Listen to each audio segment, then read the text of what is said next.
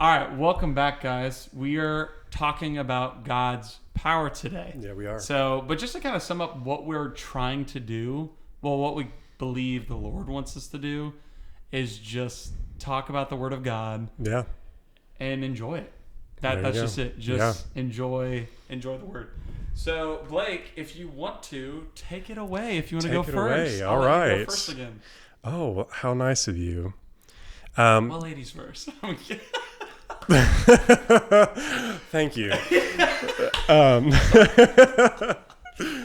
Yeah. So Brendan had texted me like, "Hey, we should do something on different, examples of power in the Bible." And obviously, there are plenty of examples of that. You okay over there? Yeah, I don't know what happened here, but just keep talking. You're good. Just I don't know what happened. Just keep going. all right. I wanted to, as always, just point out I like to go to the different sort of words that are used Yes, I noticed that. Yes. I love that. So in the New Testament, there's primarily three words that are translated as power, strength, or like the ability to do something that's sort of supernatural and out of the ordinary. I think the one that I've heard the most is dunamis, which is ability. There's exousia, which is authority, and kratos, which is strength. Makes sense. Yes. I think we'll get into some more of that later on, just because those are primarily what's used in the New Testament. It was a little harder to find stuff in the Old Testament just because most times when something crazy happens, it's like, and the Spirit of the Lord came upon them, and then they're like jumping over walls or something, So it's a little different. I wanted to point out that all those words, all examples that we're going to talk about, everything like that, there's one thing that it requires, and that's faith. That's the belief. It's Hebrews 1. It's either 11:1 or 1:11. Now, faith is the substance of things not seen and the evidence of things that are hoped for. I might have absolutely butchered that, but that's the gist of it. Pull it up. I'll pull it up as you keep going. And I also wanted to point out the fact that, faith being the key component, lack of faith will block any of it. Yeah. Just like when Jesus was trying to Yep, heal that's exactly in his what I was hometown. thinking. Yes. He couldn't. I mean, he did minor miracles there. It says he did minor miracles, but they rejected him. They didn't have the faith that he was who he said he was. Therefore, it blocked the ability for that power to be expressed. Yeah. So go ahead and Oh, yeah, the Hebrews, it's 11:1. Now, faith 11:1. is the assurance of things hoped for, the conviction of things not seen. there you go. That's it. The conviction of things not seen. And that requires faith, baby. That requires faith. So going into the crazy occurrences of There's power. so many. Do you have anybody in particular that you want to start I with? thought, because you have it too, let's just do Philip, because we both have Philip. And so we can just talk about Philip. Okay. I thought the ones we maybe have the same of, That's fine. I think Philip is literally the only one. Is it really? Maybe, yeah, because I looked at Surely not. and then I just was picking things Like up different examples? Okay. I'll just pull up the We probably have a lot of the same people, but Yes, different. we do. Okay. because there's so many. But like different occurrences, yeah. I picked one. We'll get to it. Yeah, I was gonna say we didn't actually like go over any of this with each other just because So that makes it fun. there's an element of stuff that you read it and you go, that's in the Bible, Yes, like that's there, and it's like unless you really read and study, like you're not going to realize that that's in there. So a lot of this stuff is like, we just thought of it off the top of our head. And then there was a lot of stuff that I found that I just found as I was going Yes, through it. or So, like ones you totally forgot about. And you're Yeah. like, I totally forgot you're like, about that. I don't remember that at all. Why is that in there? yeah. Well, and also just the fact that like it'll say stuff and then just not elaborate.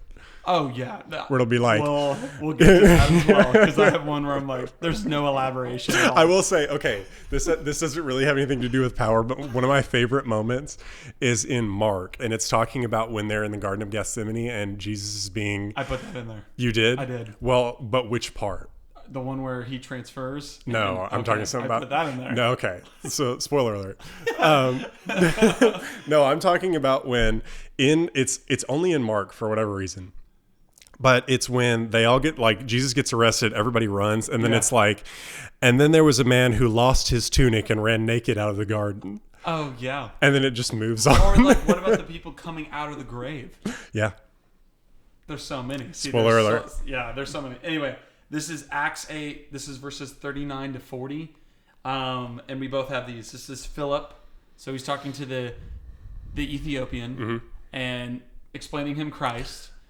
Right after he does. Well, let's also say that it says he chased him down. The guy was in a That's true. chariot and he chased him down. Chased him down. He was like, well, the thing was, his Lord told him to. Well, I know. And he was like, all right. So he's booking it. But anyway, he's already told him about the gospel, so he already knows about the Lord now, about Jesus, who he was referencing in Isaiah, when he's saying, this is what that means and who he's talking about. Yeah. So this is now all finished, and this is what it reads in 39. It says, when they came up out of the water, the Spirit of the Lord carried Philip away. So this is right after he got baptized. Could you imagine? I know. And the eunuch saw him no more and went on his way rejoicing.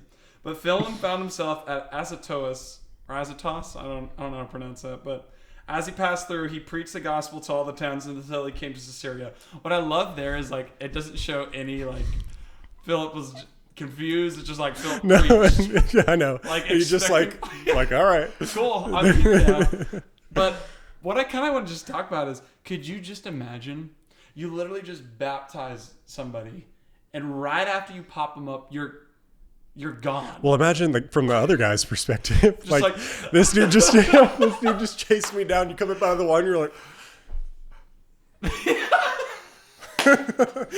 like, wait, where'd you go?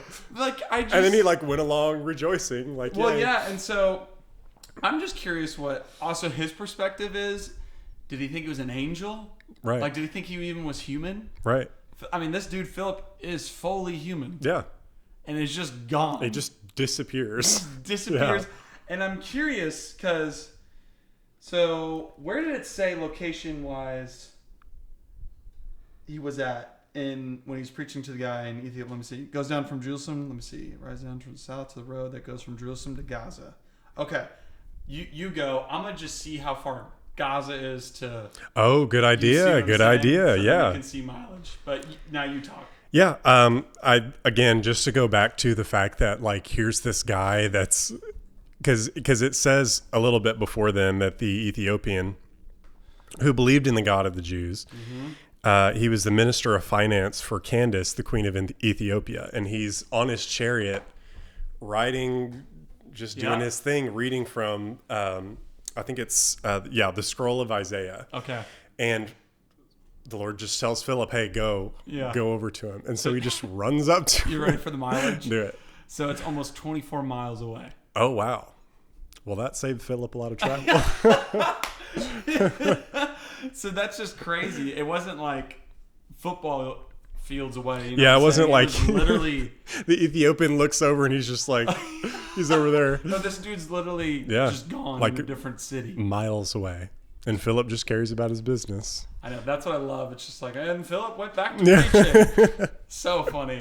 Yeah, that's great. But that one, I mean, that's just a classic. That is. And it's just so cool because you see these things and Yeah. you're just like bewildered, Yeah. honestly, of just how cool it is. Oh, yeah. Absolutely. And that's why I was bringing up in our last episode of we love Star Wars, we love all this stuff, we love people with the Force and all this stuff. I'm like, dude, There you go. the Bible's legit. Yeah.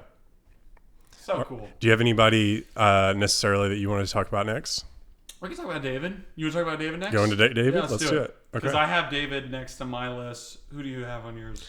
I'm just kind of jumping around. I mean, So Philip, I'd kind of done it almost chronologically. Yeah. So like Philip, we're way down on my list. Okay. So we can do it Cool. however. You want to do David? Let's do David. it. You start us off with something from David. Okay, so I've got David is notorious for just crazy Yes. happenings, him and his mighty men. Yeah. So like if you read in I think it's in 2 Samuel, before David ever like goes to fight Goliath, he mentions he's killed a lion and a bear before he ever confronts Goliath. And this dude's like How he would have been less 14. than 18, yeah. Like, so imagine you being like 14, you're out in a field, Yeah. and like a lion comes and takes one of your lambs, Yeah. and you go over and just beat the crap out of it. But that's part of why he knew he could go confront Goliath, because Yeah. he's like, you know, I know my Lord is with me. That's what I was going to get into. Yeah. Because so I have in 2 Samuel, this is 23 to verses 8 to 12. And so this is him displaying his mighty men. Do you have this one as well? I do have that one. So it says, these are the names of the mighty men whom David had. Joseph Bashabeth, a Tachlamite. He was the chief of the three. He wielded his spear against 800 whom he killed at one time. Almost killed 1,000 dudes by himself. And next to him among the three mighty men was Elazazar, the sons of Dodo, son of Aoi. He was with David when they defied the Philistines who were gathered there for battle, and the men of Israel withdrew. He rose and struck down the Philistines until his hand was weary, and his hand clung to the sword. And the Lord brought about a great victory that day, and the men returned after him only to strip the slain. And next to him was Shammah, the son of Agi the Herite. The Philistines gathered together at Leah, where there was a plot of ground full of lentils, and the men fled from the Philistines.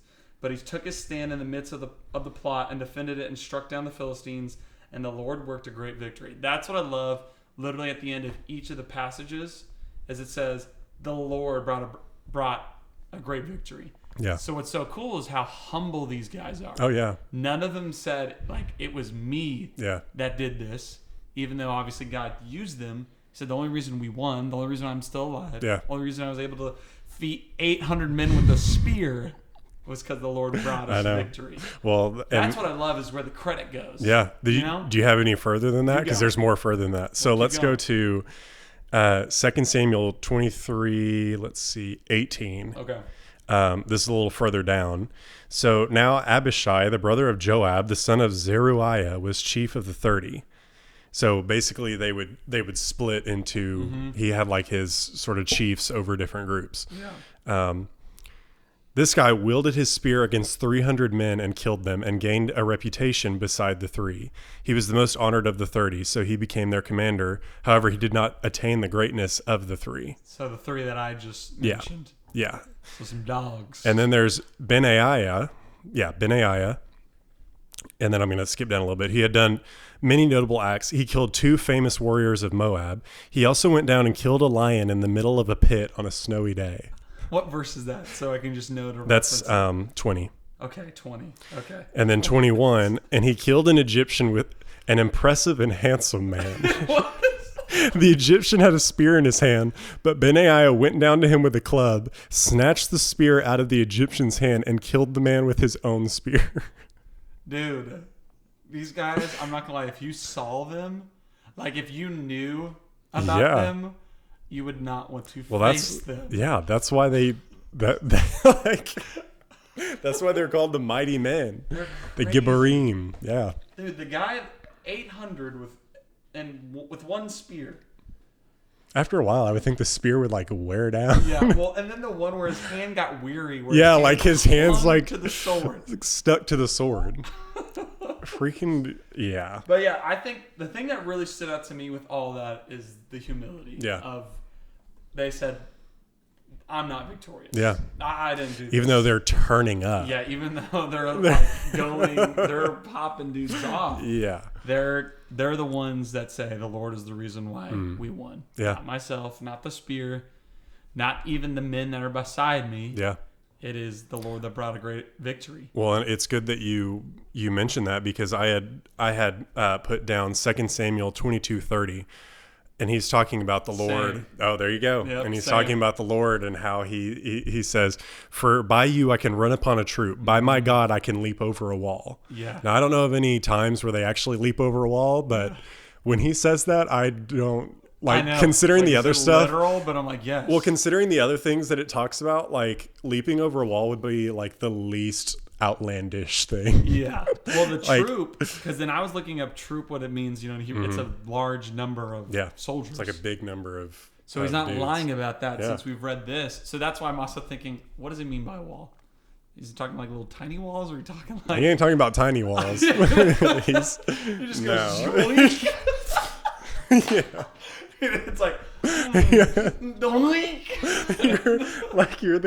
Imagine you're the guy on the wall, like you're the Philistine you're guy. like, I'm doomed. Superman just jumped over this wall, and there's a guy with a spear that's like throws it once, it goes through 20 guys. It's like a kebab on like 20 dudes. It just passes through one. It's like the arrow from Guardians of the Galaxy, Yondu's arrow. yeah. It's going. Yeah, that's them. We're like, well, who am I fighting right now? Yeah.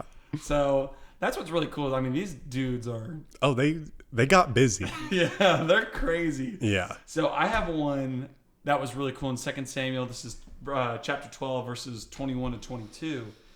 And it says this: Then his servant said to him, "What is this thing that you've done?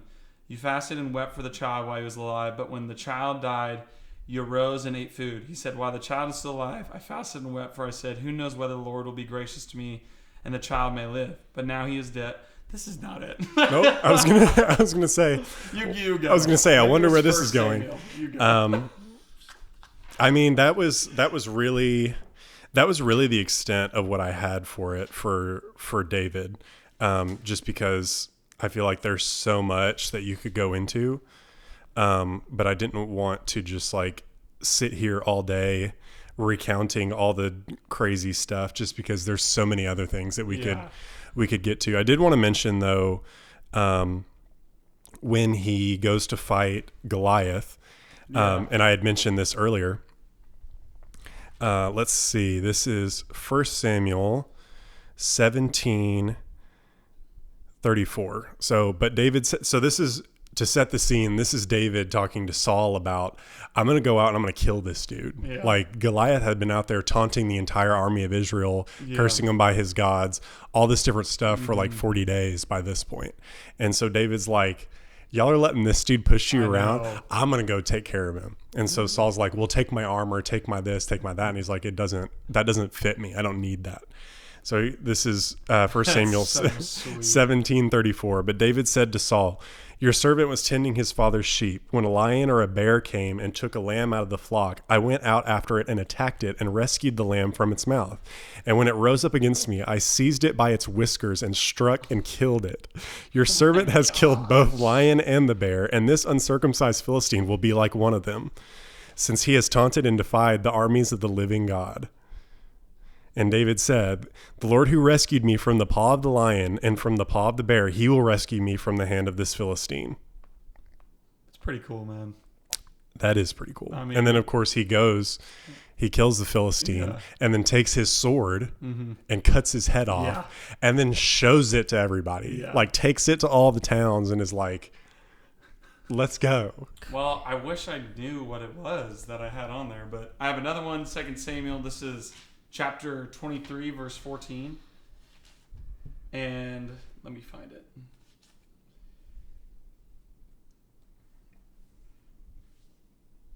And David was then in the stronghold, and the garrison of the Philistines was then at Bethlehem. And David said longingly, oh, that someone would give me water to drink from the well of Bethlehem that is by the gate. Yeah.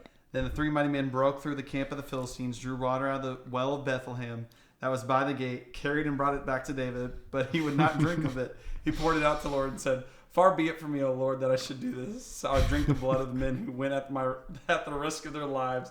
Therefore he would not drink it. These things the three mighty men did. Could you imagine where he's like, oh, I'm so thirsty. Oh, if only I had water. And they get it. He's like, I'm good. I can't do this. You're sitting there like,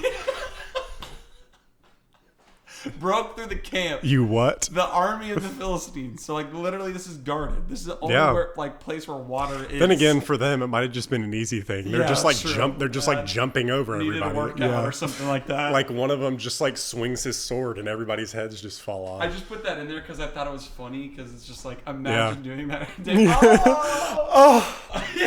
Oh, It's so hot. it's so hot. If only I had water from this one well.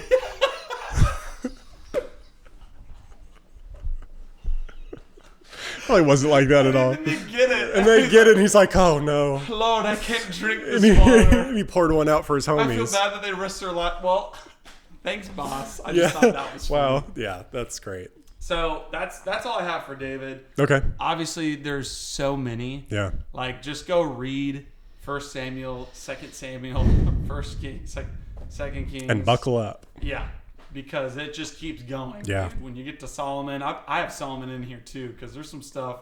Oh, I didn't have Solomon. Because I'm just like, dude. Yeah. Yeah. He was given, like, just being a smart wisdom genius. Yeah. And so, but you want to go to Moses. Moses. Yeah. I've got a couple for Moses. Same. And so I had some post after, like.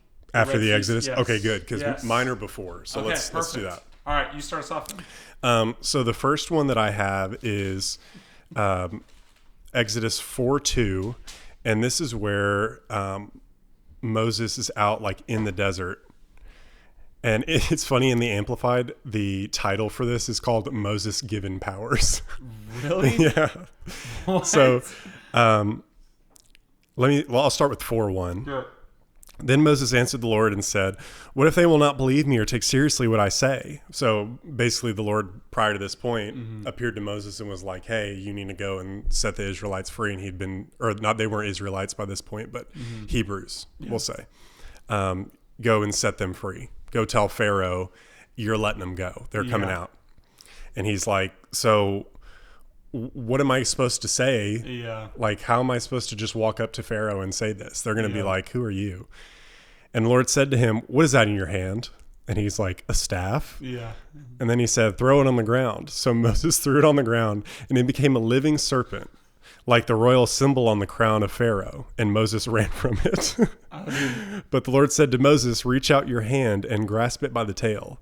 So he reached out his hand and caught it, and it became a staff in his hand. You shall do this, said the Lord, so that the elders may believe that the Lord, the God of their fathers, the God of Abraham, the God of Isaac, and the God of Jacob, has most certainly appeared to you. That's cool.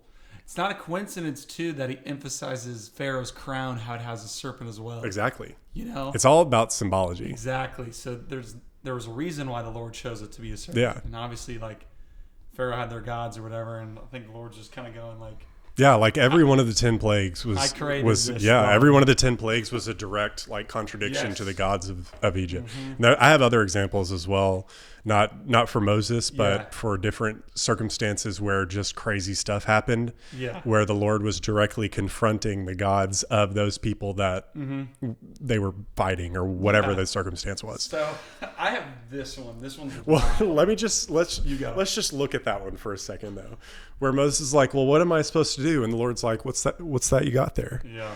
And he's like, a staff. And he's like, throw it on the ground. And he's like, okay. And the staff is there, and it's like, Dude, like that. That's why I love Prince of Egypt. And I love that Moses runs away from it. Well, dude, could you imagine, like, you got this wooden thing in your hand, like it's wooden, and you just throw it on the ground and you're like, ah! Like, you know how terrifying that No, would I be? know. And then the Lord's like, run back over there and pick it up. Pick it up. And then he picks it up, and it's a staff again. That's true. And then obviously later on, he does that in the court of Pharaoh, and he has his magicians, and the magicians throw theirs on the ground, and theirs turned into snakes. I guess everybody's got snake staffs at that point. Yeah. But then his snake staff eats the other snake staffs. What's Crazy. that song in that? I love that song, Prince of Egypt. I know what I'm talking about. You would know. I would. Oh, what is it again with the two guys? I forget what it is. It's so good. The snake staff. His staff ate the other. But number 16. So this is after. This is the Israelites kind of roaming around. This is verse 32, I believe. Let me double check. Yeah, 30 to 32. So 30 to 32. This is wild, by the way. So there's this guy called Korah, and he rebelled against Moses. So this is what happened to him. Korah's rebellion. Dude. So verse 30. But if the Lord creates something new, and the ground opens its mouth and swallows them up with all that belongs to them, and they go down alive in Sheol, you shall know that these men have despised the Lord.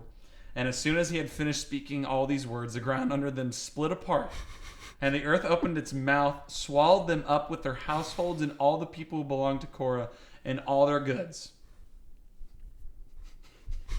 Could you just imagine? Like, literally, it just goes, whoop, I know. like, eats them. They're like, oh! Because like what I love is like they're showing it's like it's not an earthquake, Yeah. even though obviously the earth is quaking, it's moving, but Yeah. it's like he opened it like as a mouth, just swallowed them up, and then boom, Yeah. they're done. I know. Israelites saw some crazy stuff. Oh yeah, and they still wanted to be like, why did he lead us out here? As if he didn't take care of them the entire I time. know. You know. Especially seeing fire from literally heaven. Dude, you followed a pillar of fire out of Egypt, and you're gonna be like, oh well, he brought us out here to die. But obviously too, like we do the same things. Oh yeah. And not only that, you think of how all these people were living their lives Yeah. under Egyptian rule Oh yeah. and what they believed. Getting fed grapes and stuff. Yeah, and so it's like your entire world is going like this. Oh yeah. It's now you're like, what? Yeah. Now you're like, what is reality now? Right. Because I'm seeing some stuff that obviously there's only one God now. Right. But you still have to get out of the mode that they were in. Yeah, you have to know what I'm saying? you have to shed your old paradigm. Yes. Yeah. So Moses had a rough. Yeah. Well, I also wanted to, since we're on the topic of Moses, I wanted to mention the Red Sea parting. Do it. Um, So cool. so by this point, they're out of Egypt. Yeah. And Pharaoh had changed his mind. He's like, oh no, I'm going to go track them down. I'm going to kill all of them. We're going to take them back into slavery. We're going to do whatever. So they come up to the sea, and Moses said to the people, do not be afraid. Take your stand. You'll see the salvation of the Lord, which he will accomplish for you today. For the Egyptians whom you have seen today, you will never see again. That's one of my favorite lines in all of the Bible, where Moses is like, take a look at those people coming to kill you, because today is going to be the last time that you ever see them. The Lord will fight for you while you keep silent and remain calm. I love that part. Yeah. Dude, remain calm and silent. Yeah. Well, and at this point too, they're up against the sea. Oh yeah. So And they're it's going, loud. well, yeah, and they're going, so what do we do? And Moses is like, it's going to be okay. We're going to be okay. And he's looking at God like, what do we do? What do we need to do? Yeah. And the Lord said to Moses, why are you crying to me? Tell the sons of Israel to move forward towards the sea.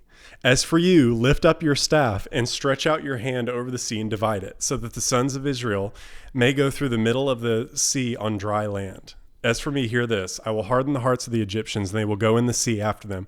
I will be glorified and honored through Pharaoh and all his army and war chariots and his horsemen. And the Egyptians shall know and acknowledge that I am the Lord, when I am glorified and honored through Pharaoh, through his war chariots and charioteers. Dude, what's so cool is the Lord is like, what are you doing? Yeah, he's like, why are you asking me about it? Like, what I still love is Moses asked. Right. Because Moses is like, so what are we doing? Mm-hmm. You know, he only wants to do what you're doing. Mm-hmm. But God, Lord is like, I told you what Go to do. do it. Yeah, like I gave you the ability to do this. Why are you asking me to do it? it's just so cool, man. Yeah. Like, their relationship is just... Yeah.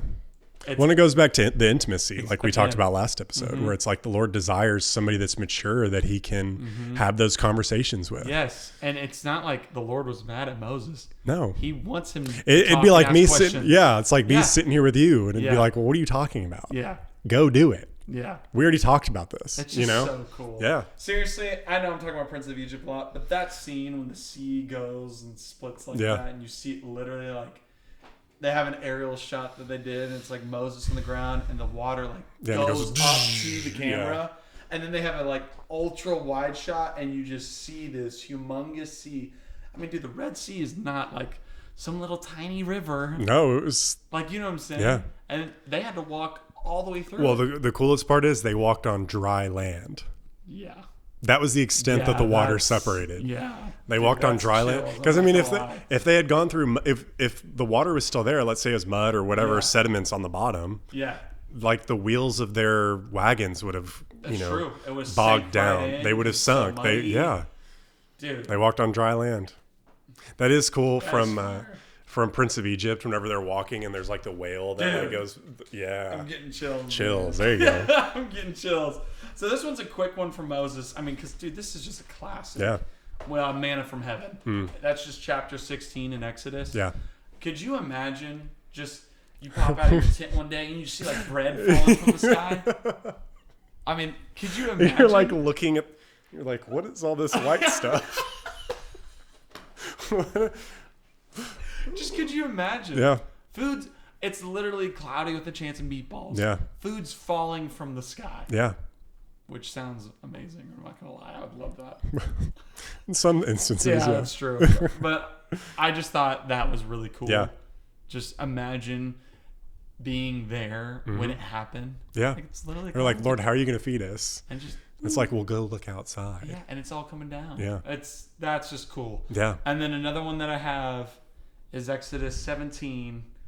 This is verses 10 and 13. I also think this one's just hilarious. So this is when Israel defeats Amalek. And so this is when Moses has to keep his arms up. So this is verse 10 to 13. So Joshua did as Moses told him, and he fought with Amalek while Moses, Aaron, and Hur went up to the top of the hill. Whenever Moses held up his hand, Israel prevailed, and whenever he lowered his hand, Amalek prevailed. But Moses' hands grew weary, so they took a stone, put it under him, and he sat on it while Aaron and Hur held up his hands on one side, one on one side and the other on the other side. So his hands were steady until the going down of the sun. So that's literally all day. Yeah. And Joshua overwhelmed Amalek and his people with the sword. What I find amazing, you know what's so funny? Who noticed it? Like in battle, who goes, looking up, his arms are down. Yeah. And then we're losing. Put Moses' arms back up real quick. And then just start prevailing. And that's keep him up! And Moses oh. Well, that was, what's the Promised Land, that new show. The joke. Yeah. I remember that was part of that was part of the thing where Moses is up there and he's like, oh. But what I find funny is just who noticed it. Yeah. Who on the battlefield noticed oh, we're winning. Yeah. And that are who was it that goes, that's why we're winning? Yeah. And then they're thinking of resources we got to keep Moses' arms up. It's also such a weird thing that it's so random. It is random. Well, It's okay. so random. Perfect example. Okay, so I didn't have this in my notes, but I Yeah. just thought of this. Yeah. That's one of those times. So I think it's with I want to say Elisha. Okay. And Elisha is talking with, I believe, Hezekiah. Okay. And basically, Hezekiah, there was an enemy that showed up, and they bring in Elisha, and Elisha's not very happy that he's being brought in because he's like, yeah, I don't give a crap about what the Lord's saying, so why are you asking me to show up? But he shows up, and he's like, okay, here, take this arrow, and I want you to bang the arrow on the ground. Or I think he shoots the arrows. No. He has to bang the arrow on the ground, and the extent that he hits it on the ground Yes. is the extent that he will be victorious. He's like, why didn't you do it 10 times? He does it 3 times and is like, is that okay? And he's like, you idiot. Why didn't you do it 10 times? You would have just overwhelmingly been victorious. I'd have been like, you didn't put any stipulations. You didn't put any. First of all, you're asking me to hit an arrow on the ground. Second of all, you didn't put any stipulations on how many times do I need to bang the arrow on the ground. Could you imagine being that guy? You're just looking at him. Yeah, you're like the guard standing next to him, and you're like, you're like, what are we doing right now? And Elijah's the only one that knows. It's freaking out. He's like, what are you why doing? would you do that? You're an idiot. And you're like, what? Dude, I don't know what to tell you. Is random ones will pop up. Yeah.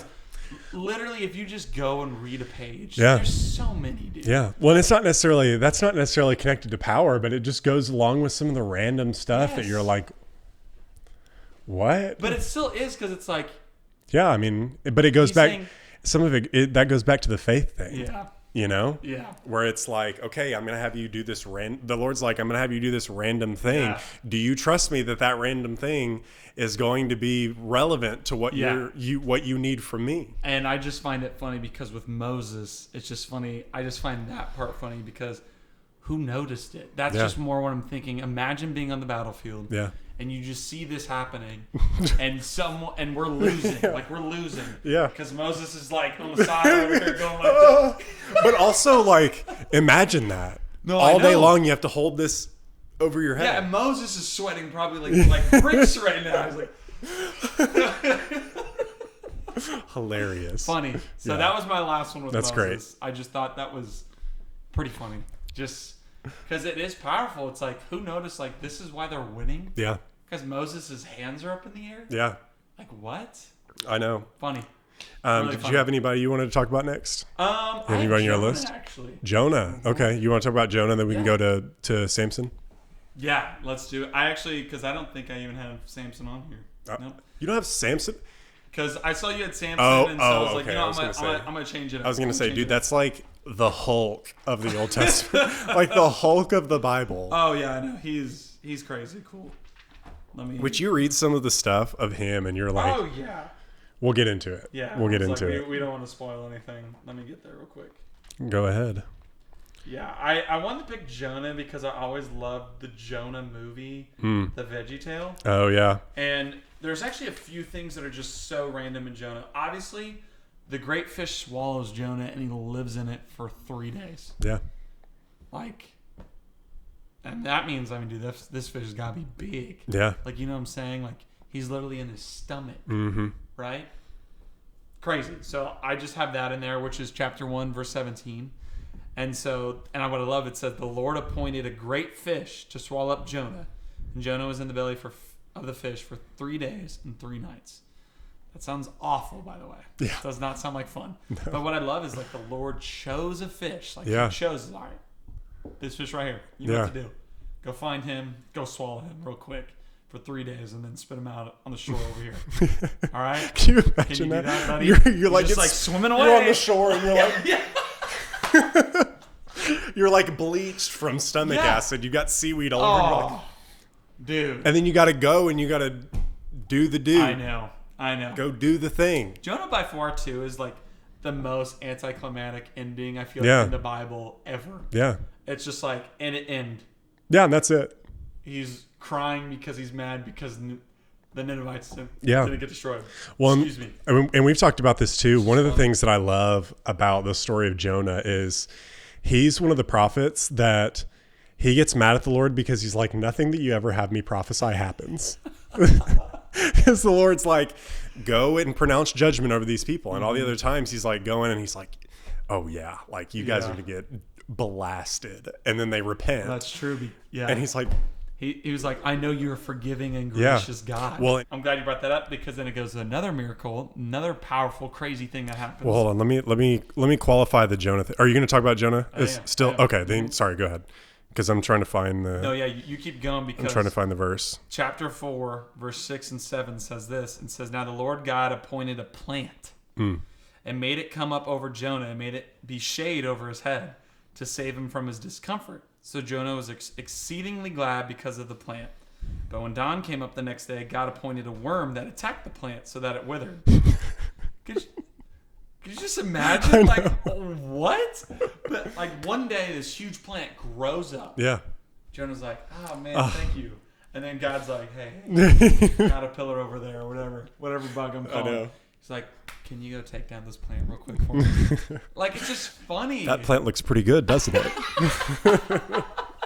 So what I really thought was cool is like how he points nature Yeah. with it. You know what I'm saying? 'Cause Yeah. obviously he's creator of all things. Right. Lord is commander over all things on this earth, heaven and above. Right. And it's like, dude, the fish, he appointed a certain fish. He pointed a certain plant.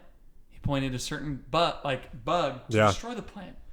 Just cool stuff. Like Yeah. really cool stuff when you really think about it because it's just not natural. Yeah. The plant doesn't just grow out of boom. Like, Right. You know what I'm saying? Right. It's just cool. It's really So cool. the thing that I was going to point out about Jonah was the fact that at the time, like what was happening with Israel and the rest of them. So right prior to what happened with Jonah, it goes back to when, like in 2 Kings 19, at that point, that was whenever Israel was being surrounded by the Assyrians. Yeah. They're laying siege for like, I think a few years by this point. Yeah. And the messengers are like, hey, your God can't save you, all this different stuff. That's when Hezekiah brings in the prophets and is like, hey, we need to get the Lord to Yeah. help us out here. Hezekiah's really cool, by Yeah. the way. Oh, He's yeah. so cool. So that's whenever he brings in the prophet Isaiah, and Isaiah is like, the Lord's going to deliver you, yada, yada, yada. And ends Yeah. up happening that 180,000 Assyrians are killed by an angel of the Lord. So then what happens after That that? reminds me of another one. Sorry, keep Right. going. So then what happens after that? This was years that they had burned all their land, killed all these people, done these Yeah. horrendous things. And then an angel ends up showing up as Jerusalem is being sieged, Yeah. and 180,000 people die. I'm pretty sure that's the number. Jeez. So yeah, 185,000. So the king ends up going back. Well, he ends up going back to Nineveh. That's the same king. And he puts up all these murals of all of his conquests of the Israelites, all this different stuff. Yeah. So the court that Jonah would have had to walk into was that court, where it's like Really? on all the walls, there's all his people that had been killed. And he had to go tell them, the Lord, like TikTok, the time's up. And the Lord's going to blast you. But he knew that the Lord was going to have mercy on him. Yep. That's why he didn't want to go to Nineveh. Yeah. Crazy. Dude, that is wild. That reminds Yeah. me of another one. I think it's Elisha. When the guy's screaming on the battlefield and he's like, we're doomed, we're over. And he's like, Lord, open his eyes so we can see the Yeah. army. And opens his eyes. The army's Yeah. literally surrounding the enemy. Strikes them all with blindness. Yeah. But the coolest part of that story is literally he gives them all back their vision. Doesn't kill any of them. Yeah. Like, it doesn't say that all day. Well, if you All just again- randomly went blind, also I need to set the timer again, don't I? Yeah, that's cool. I'll set it for like 16 minutes. Just really cool stuff. Jonah was pretty cool. Just some really cool stuff from Jonah. Yeah. So you go. Okay. I do have one, but you go. What? Who I is got it? Shadrach, Meshach, and Abednego. Oh, okay. So yeah, well, let's do Samson first. Oh, yeah, do Samson. So you didn't have anything for No, Samson. you take it away with Samson. Okay, so most of the story of Samson is in Judges 13 through 16. And then just going through some of the stuff, he takes what's called the Nazirite vow. And so basically what that is, you don't cut your hair, you don't drink, Yep. you don't touch things that are unclean or Yeah. dead. And you apparently just get super strict. Like you just become freaking yoked. Yeah. So talking about being really strong, in Judges 14:6, it talks about he was attacked by a lion and he just tears it apart. Yeah. So it says, the Spirit of the Lord came upon him mightily, and he tore the lion apart as one tears apart a young goat. And he had nothing at all in his hand, but he did not tell his father and mother what he had done. If I had just torn apart a lion with my bare hands, I'd go right and like call my mom and be like, hey, this just happened. Or I'd Or call, like holding the lion. maybe, by your yeah, hand. like maybe not like immediately call my mom, Yeah. but somebody needs to know. Because just killed it's a like, lion. what just happened? with my bare hands. Right. It said he had nothing in his hand, which means he has no weapon. Yeah. And it says he tore it apart as one tears apart a young goat. How big do you think this dude was? Oh, there's no telling. I don't know if it What if he says. was tiny? That'd be even funnier. Like, you know what I'm saying? He's a tiny, like, dude. Yeah. Ripping like a lion in half. that would be 'Cause hilarious. It says nothing really about his size, No. you know? Because you know how Goliath's size obviously is emphasized? Yeah. But it's like Samson, we have no idea. No. No idea. I guess they just didn't think it was that Yeah. important. I'm just wondering because if he was that great size, do you think it would have been like, Like it took Written- away? Or no, just written down? oh, like if he To was a show, giant like, or something? He's this big. I mean, I would think Samson. so, but It's just funny. I guess not. It's just interesting. I also wanted to mention that right after this, it says, Yeah, here we so he go. went down and talked with a woman, and she looked pleasing to Samson. When he returned later to take her, he turned aside to see the carcass of the lion, and behold, a swarm of bees and honey were in the body of the lion. So he scraped honey out into his hands and went on, eating as he went. What is he doing? The thing he's not supposed to be doing. Well, exactly. But also it's like, Why? why? Yeah, it's like, I mean, I know it's honey, but that looks delicious.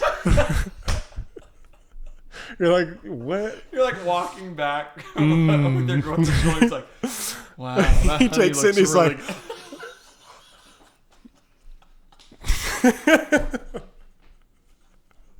you're like, dude, what are you doing? and she's like,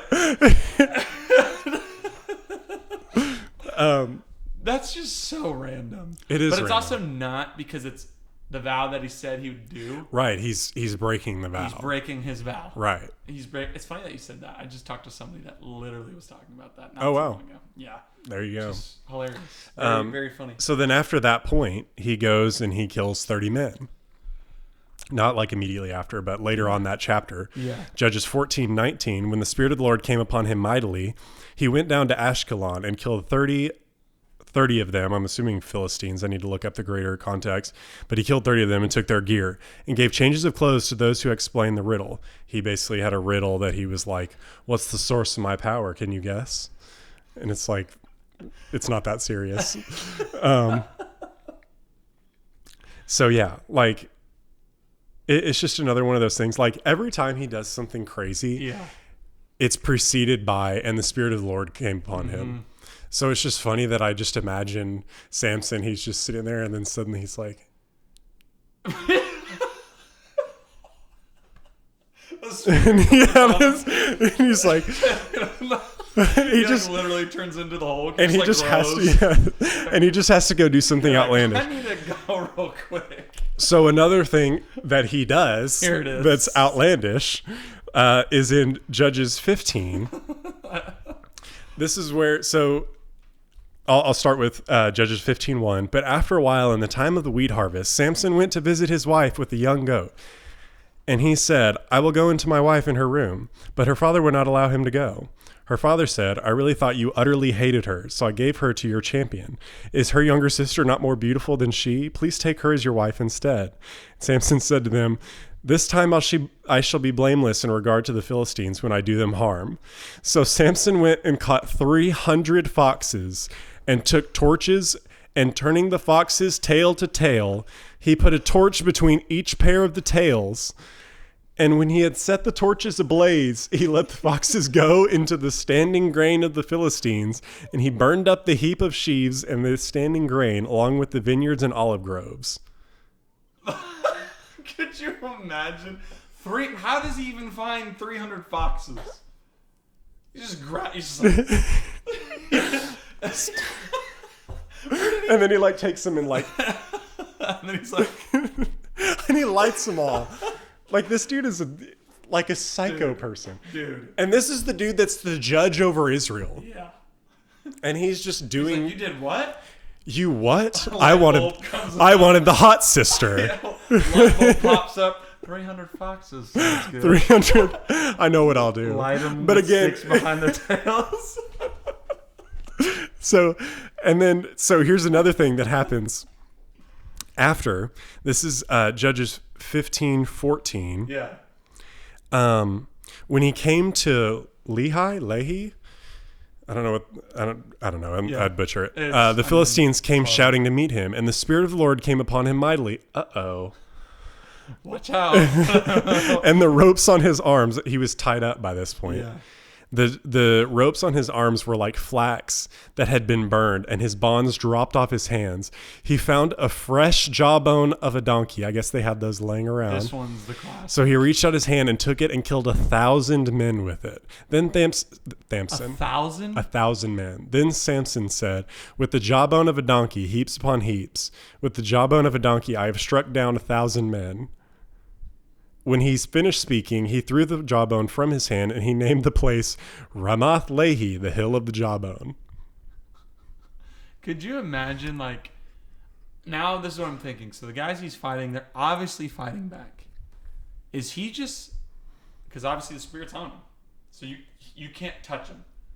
Is he just, like, it's just bouncing off? Like, spears are just bouncing off? Like, you know what I'm saying? Like, yeah. When you think about it, because What? he's fighting. Yeah. Well, Armies. imagine logistics of killing 1,000 men. With a jawbone. Well, I'm just thinking the counterattack. That's like 10. I just swung for like 7 times. Yeah. You have to do that 993 more times. So I'm just thinking. Just like hitting him on the head, like whack-a-mole. Bonk, bonk, bonk. Like, you're just like, what? For me, I'm just more thinking the countermeasure. Do you think they're just running away as fast as they possibly can? Clearly not, because there were 1,000 of them that... That's what I'm saying. So, like... You would think if you were like the 334th guy in line, I'm getting you're like, you guys can take care of this. Maybe if you hit him again, he'll die. He's crazy. But it just goes back to, it was another one of those moments where the Spirit of the Lord comes upon him. So he's sitting there and he's like, and then he just kills 1,000 people. Well, and like you said too, it's the Spirit's on him. Like Yeah. I think of also the very end when he literally breaks down the entire kingdom. Yeah. The pillars, and it just all crumbles down. Yeah. Well, and this is just another one of those random things. It's not Yeah. necessarily about power, but well, I guess it is about power. But basically, Delilah, whenever he's dealing with Delilah, the Philistines wanted to get her to figure out what's the source of his strength. Yeah. And so it says that she asked him so many times, so often, and would just not give him any peace about it, that he was annoyed to death. Literally says he was annoyed unto death. Yeah. You didn't think to... Well, I'm also just thinking too, like, you know what her motive is. Well, it just so happens that the 2 times before, whenever you told... She tried to do when it. you lied to her, all these people tend to keep showing up trying to kill me in the ways that I Yeah. told Delilah about. I That wonder, was the source of my strength. I know. Let me ponder this for a second. But it also comes down to, too, like, what's cool in that part is when he doesn't get it back, he notices, like, oh, Yeah, Lord's not with me. yeah, And so I wonder if he was just kind of confident of, like, I'm just going to get it no matter what. yeah. You know what I'm probably. saying? And then he loses it, and he's like, Oh, oh. it's the I'm it's in the Bugs trouble. or the Daffy Duck. Mother. He's crazy. I mean, he's crazy cool. Mm-hmm. Like, some crazy stuff, though, go and Judges. Oh, just read Judges, and it's just wild. random stuff. Oh, yeah, it's wild. So, I have mine next, unless you have any more No, from Samson. I think that's what I had for Samson. So, So, I I think have we're good. multiple. So, I have 3 from Daniel, 1 about Shadrach, Meshach, and Abednego. This is just sweet. I wanted to dissect this because I Mm-hmm. Go ahead. really think it's just so Yeah. cool. So this is verses 16 to 30. I might not read all of them, but I just want to read to some of them. It says, Shadrach, Meshach, and Abednego answered and said to the king, O Nebuchadnezzar, we have no need to answer you in this matter. If this be so, our God whom we serve is able to deliver us from the burning fiery furnace, and he'll deliver us out of your hand, O king. But if not, be it known to you, O king, that we will not serve your gods or worship the golden image that you have set up. So cool. They're just like, We can do we're it. not doing it. Yeah. Then Nebuchadnezzar was filled with fury, and the expression of his face was changed against Shadrach, Meshach, and Abednego. He ordered the furnace heated 7 times more than it was usually heated. He ordered some of the mighty men of his army to bind Shadrach, Meshach, and Abednego and to cast them into the burning fiery furnace. And these men were bound in their cloaks, their tunics, their hats, and their other garments. And then they were thrown into the burning fiery furnace, because the king's order was urgent, and the furnace overheated, and the flame of the fire killed those men who took up Shadrach, Meshach, and Abednego. And these 3 men, Shadrach, Meshach, and Abednego, fell bound into the burning fiery furnace. So just super cool right off the bat. The guys open it, they literally burn to death. Like, they're not even thrown in. They're burned to death. Yeah. Just boom. Yeah. Roasted. Just blasted. Yeah. Yeah. Verse 24.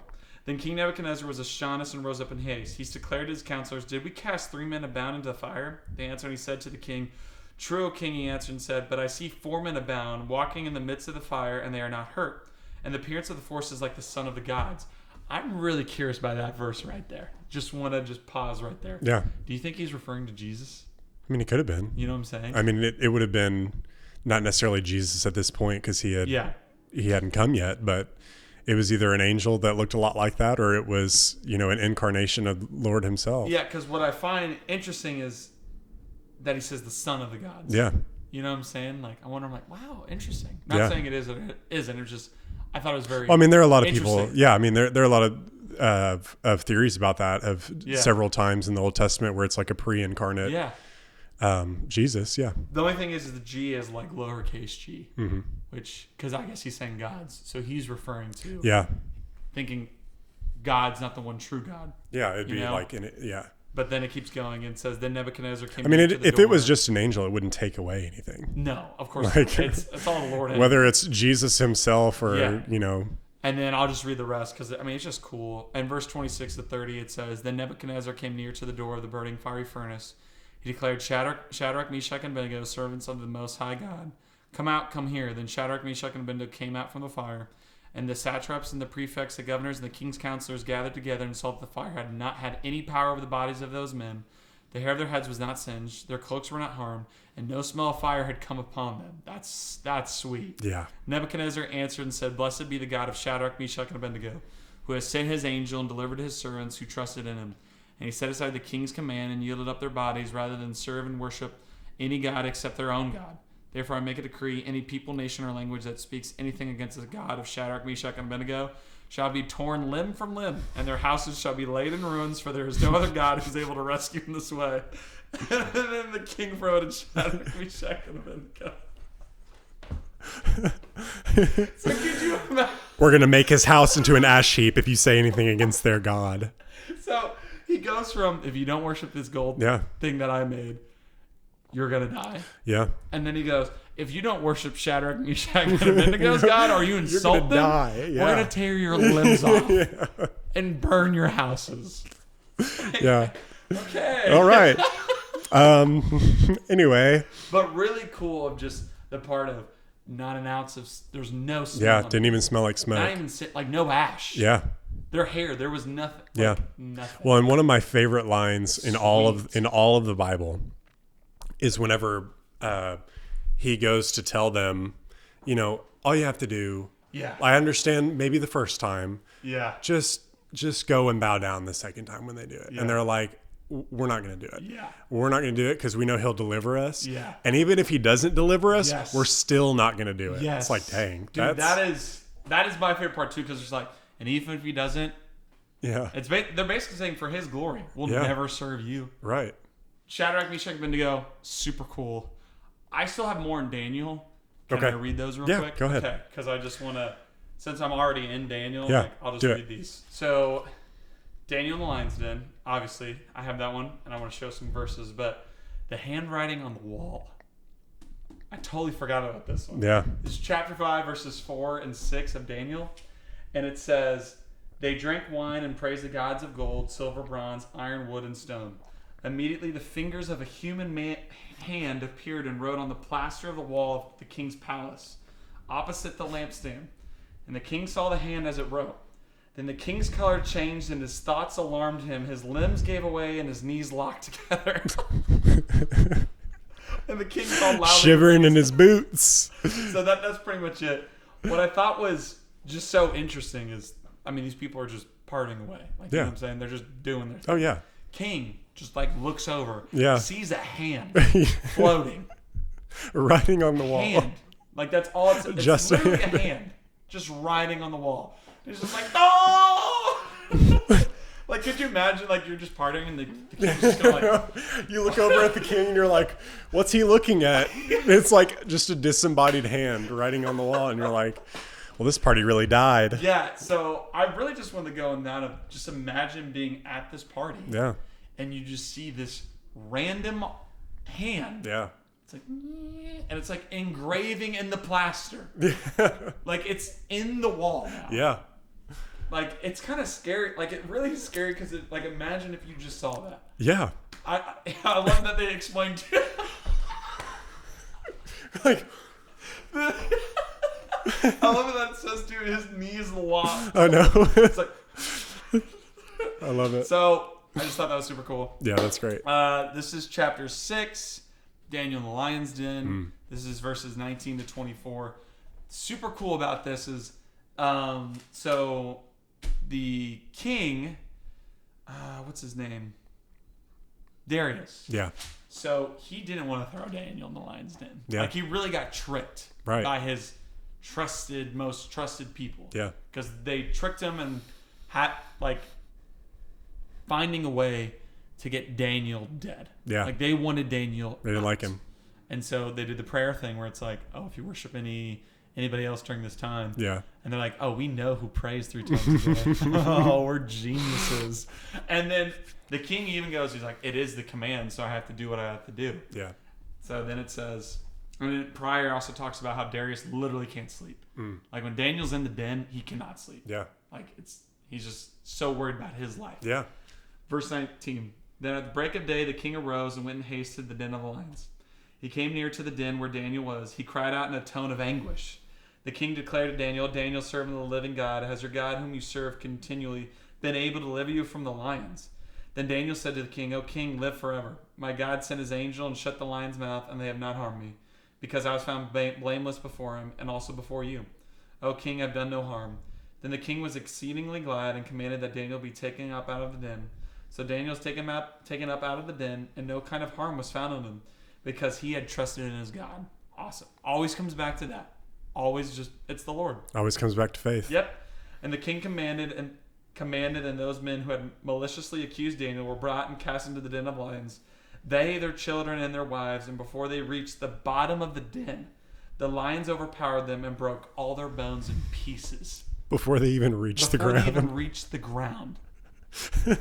So, what I love that's emphasized, because it just shows that Daniel was in these lions that are ferocious. Yeah.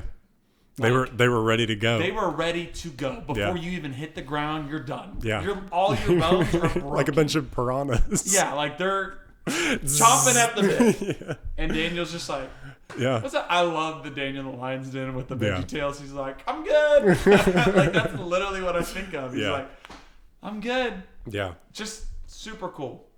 Because what it shows is these lions were legit. They weren't some lions that were like, oh, he got lucky or whatever. It's like, they weren't hungry or they had just eaten or whatever. It's like, no, they were ready. Oh, they were ready. They were hungry. So, yeah. Just a super cool story. Just an amazing, amazing story. So, what do you have next for us, Blake? So I have power. So I have Elijah. Oh my goodness. There's plenty of instances of Elijah doing crazy stuff.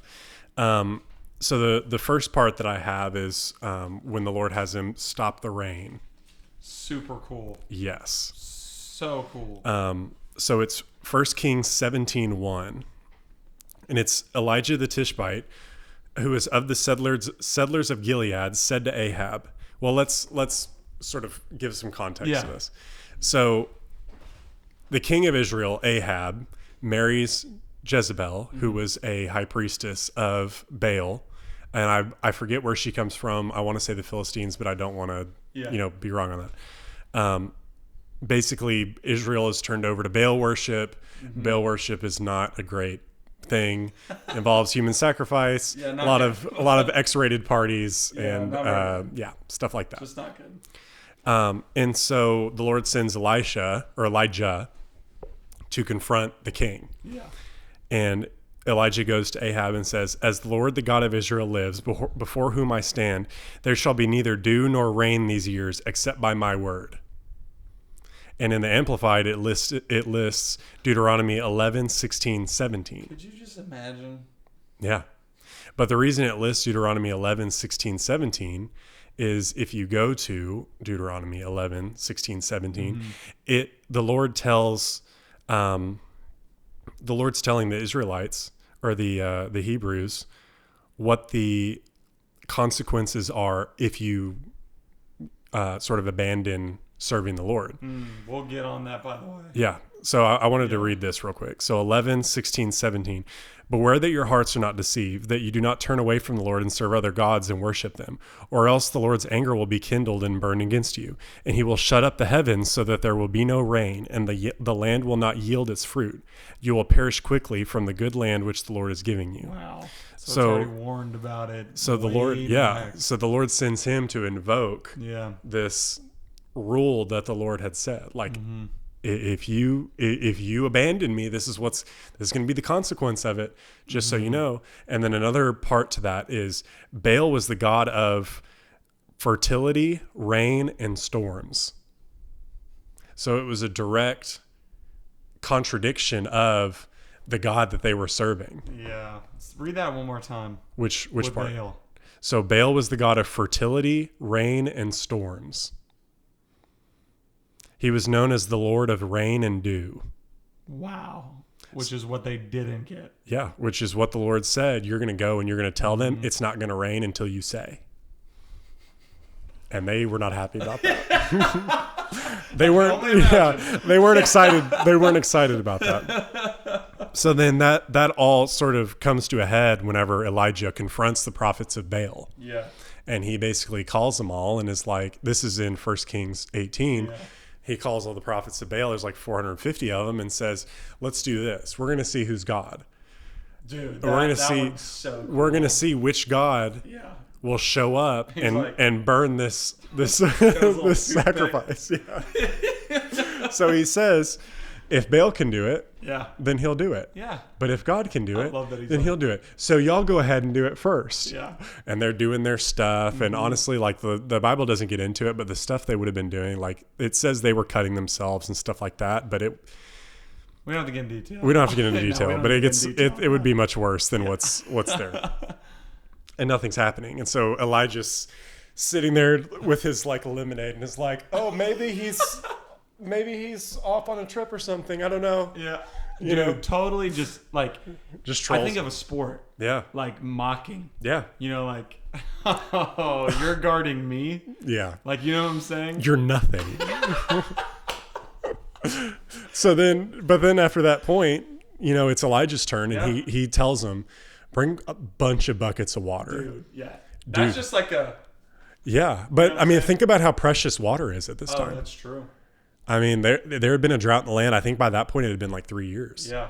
So you have several years worth of a drought and That's he's like, fair. I never even noticed. pour the water on it. Yeah. And then he's like, hey, show these people Mm-hmm. you are God. And it just goes, Yeah. and like a pillar of fire. Could you It just imagine? bursts into flames. Let me go ahead and talk It's for a so second, cool. and I'm going to pull it up. No, I mean, because I have one thing from Elijah in 2 Kings, but I don't want to. I want to go after you Okay. finish up here. But I mean, I just think of. You know what's funny too is before that and then after was it Jezebel, right? Yeah. The queen, and he's terrified. Yeah, You get Elijah. it was right after cocky, this. and it's Yeah. literally right after this, he's like, "Lord, I'm afraid for my life right now."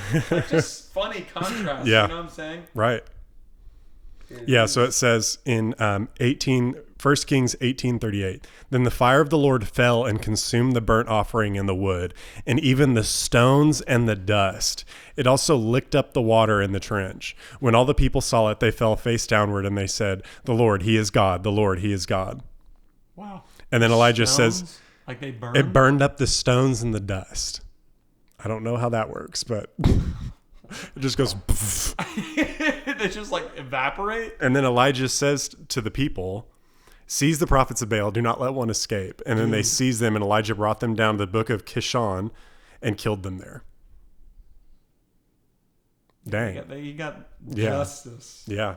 So I have one, unless you want to keep going with that. No, you're good. Go ahead. In 2 Kings, this is chapter 2, verse 15 to 25. So this is when Elisha succeeds Elijah. There's two Well, I do have a whole section on Elisha. Okay, cool. So this is kind of it's on Elisha and Elijah. Now, when the son of the prophets were at Jericho, saw him opposite them, they said, "The spirit of Elijah rests on Elijah." And they came to meet him and bowed to the ground before him. And they said to him, "Behold, now there are with your servants 50 strong men. Please let them go and seek your master. It may be the spirit of the Lord has caught him up and cast him upon some mountain or into some valley." And he said, "You shall not sin." And when they urged him till he was ashamed, he said, "Sin." They sent therefore 50 men, and for 3 days they sought him but did not find him. And they came back to him while he was staying at Jericho and said to him, "Did I not say to you, do not go?" Now the men of the city said to Elisha, "Behold, the situation of the city is pleasant, as my Lord sees, but the water is bad, and the land is unfruitful." He said, "Bring me a new bowl and put salt in it." And so they put it to him. And then he went to the spring of water, threw the salt in it, and said, "Thus says the Lord, I have healed this water. From now on neither death nor miscarriage shall come from it." So the water had been healed to this day, according to the word that Elisha spoke. Really cool. I mean, that means that water is disgusting. If it's literally killing the infants and the pregnant woman. Yeah. Like, disgusting. This is how it ends, though, okay? This is about Elisha. This is how it ends, okay? This is verse 23. He went up there from Bethel, and while he was going up the way, some small boys came out of the city and jeered at him, saying, "Go up, you bald head. Go up, you bald head." He turned around, and when he saw them, he cursed them in the name of the Lord. And 2 she-bears came out of the woods and tore 42 of the boys. From there, he went on Mount Carmel, and from there, he returned to Samaria. The end. The end. Could you just no elaboration? Like imagine reading this, you're just like, oh my. No. Oh. 42 young boys just got torn in half. Right. Now, obviously, they weren't doing good things, but you just read that sometimes, and you're like, imagine these bears just go boom. Yeah, I know. Well, I mean, think about a bear at two. So 2 bears versus 42 guys. Yeah. Maybe there's a couple of them that tried to like punch the bears. Yeah. The rest of them are running. So those bears chase after him and hunted every one of them down. But then it also goes down to unless they were like in a cave or something. David. Yeah. When he killed a bear. Like, you know what I'm saying? Like, yeah. The contrast. You have these young boys, which obviously didn't have a chance because the Lord's not with them. Right. But and David's putting it in a headlock and a lion and a bear grabbing it by the whiskers and hanging it upside down. It was cool, that water portion. Yeah. Just like hearing that, where literally the water was that bad. Yeah. Like it's that bad. Yeah. And he was like, boom, put a little salt in it. Yeah. Boom.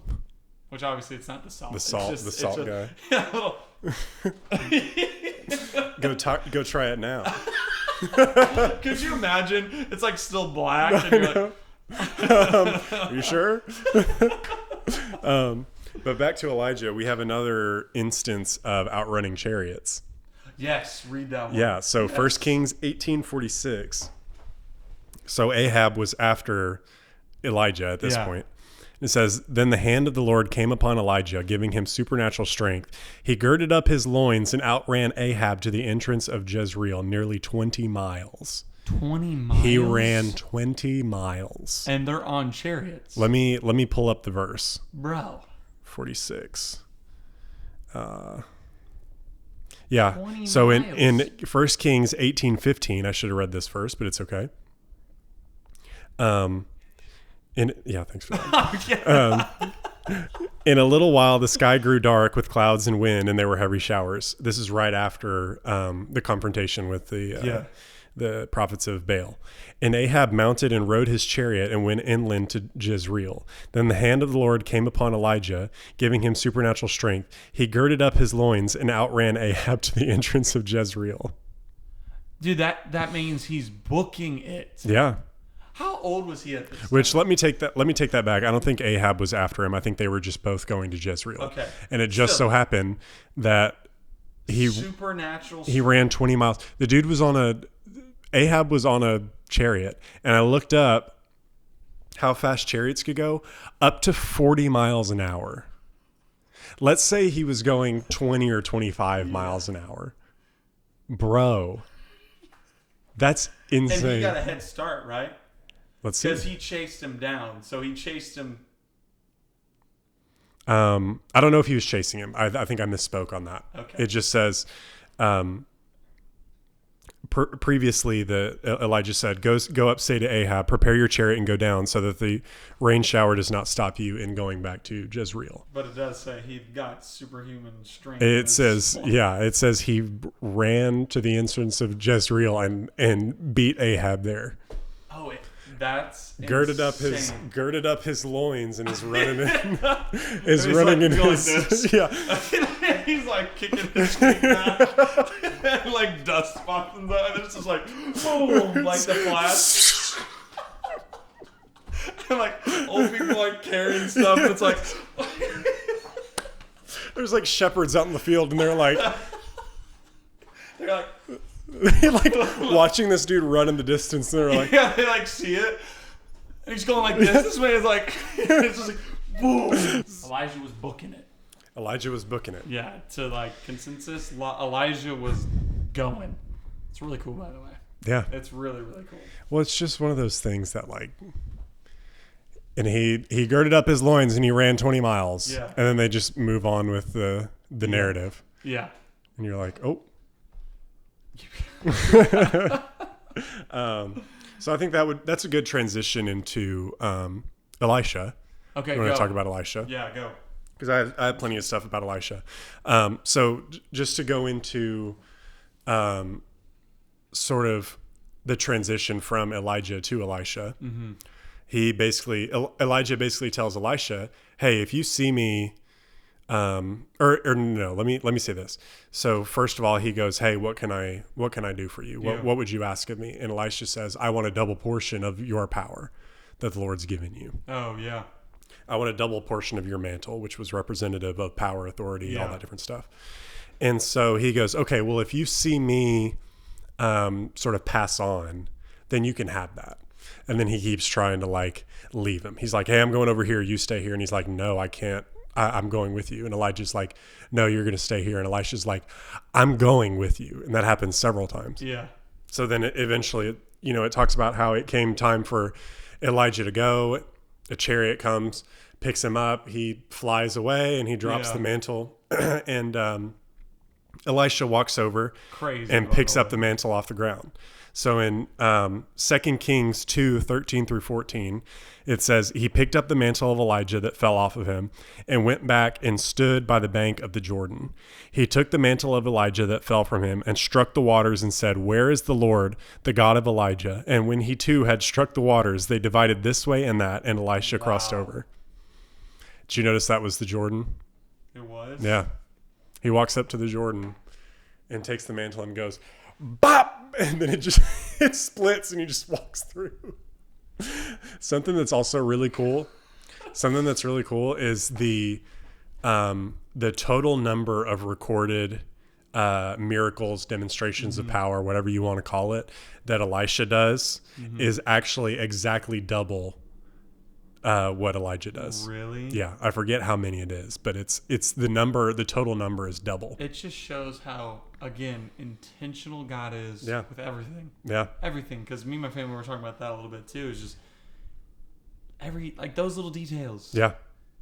Dude, not chance. Come on now. Well, right. And it goes back to it talking about, I forget the exact verse, but he's as close to you as you want to be to him. Yeah. So said you that last time. right, and Yeah. you get to dictate the extent of how close Yeah. you are. Dude. And Just and of course it all goes back to the faith thing, right? Mm-hmm. And I've got more that can be said about that later Yeah. on, since we're going to go ahead and just go for it all. Do it. So then later on, what happens with Elisha as he does his thing, he comes to 2 Kings 6, and this is with the floating axe head. Oh, yeah. You remember that? Yeah. It's been a while, so fresh me up. This is not one that is normally talked about. Yeah. So it says in verse 1, now the sons of the prophets said to Elisha, look now, the place where we live near you is too small for us. Please let us go to the Jordan River and let each man take from there a beam, and let us make a place there for ourselves where we may live. And he answered, go. Then one said, please be willing to go with your servants. So he answered, I'll go. So he went with them. And when they came to the Jordan, they cut down some trees. But what happened is that as one was cutting down a beam, the axe head fell into the water, and he cried out and said, oh no, my master, it was borrowed. The man of God said, where did it fall? And when he showed him the place, Elisha cut off a stick and threw it in there and made the axe head float. He said, pick it up for yourself. So he reached out with his hand and took it. Wait, what? So the axe had sunk, and then he just threw a stick and Yeah. it floated back up? Yep. That's what it was. Another one of those where you're like, What did I just read? yeah. That's so cool, though, when you really think about it. Because an axe head, it's stone or something like that. Oh yeah. I It's mean, heavy. it would be some sort of heavy metal at that Down point. in the Yeah. middle of the sea. Yeah. Snap, I just borrowed this. And he's like, okay. And then he just, Give me a stick. It just goes, and it floats, and he's like, go pick it up. And don't let it happen again. Like There's just stuff some like that. random one. You're like, what? Like, okay. Random. Yeah. Well, and then another place, I don't know if you had any more to add on Elisha. No, Okay, you this go. will be the last Just thing Take over. for Elisha. So the extent, I just love the extent that the Lord's hand is on Elisha, because, even when he's dead, his power is still on his body. And the reason I say that is because in 2 Kings 13, Elisha, he ends up dying. This is actually the chapter. It was Joash, the king of Israel, that he told to hit the arrowheads. It wasn't Hezekiah. Oh, was it? So we'll correct that in post. You can dub that like Madam Web. You go to, where I'm clearly saying Hezekiah and it's like Joash.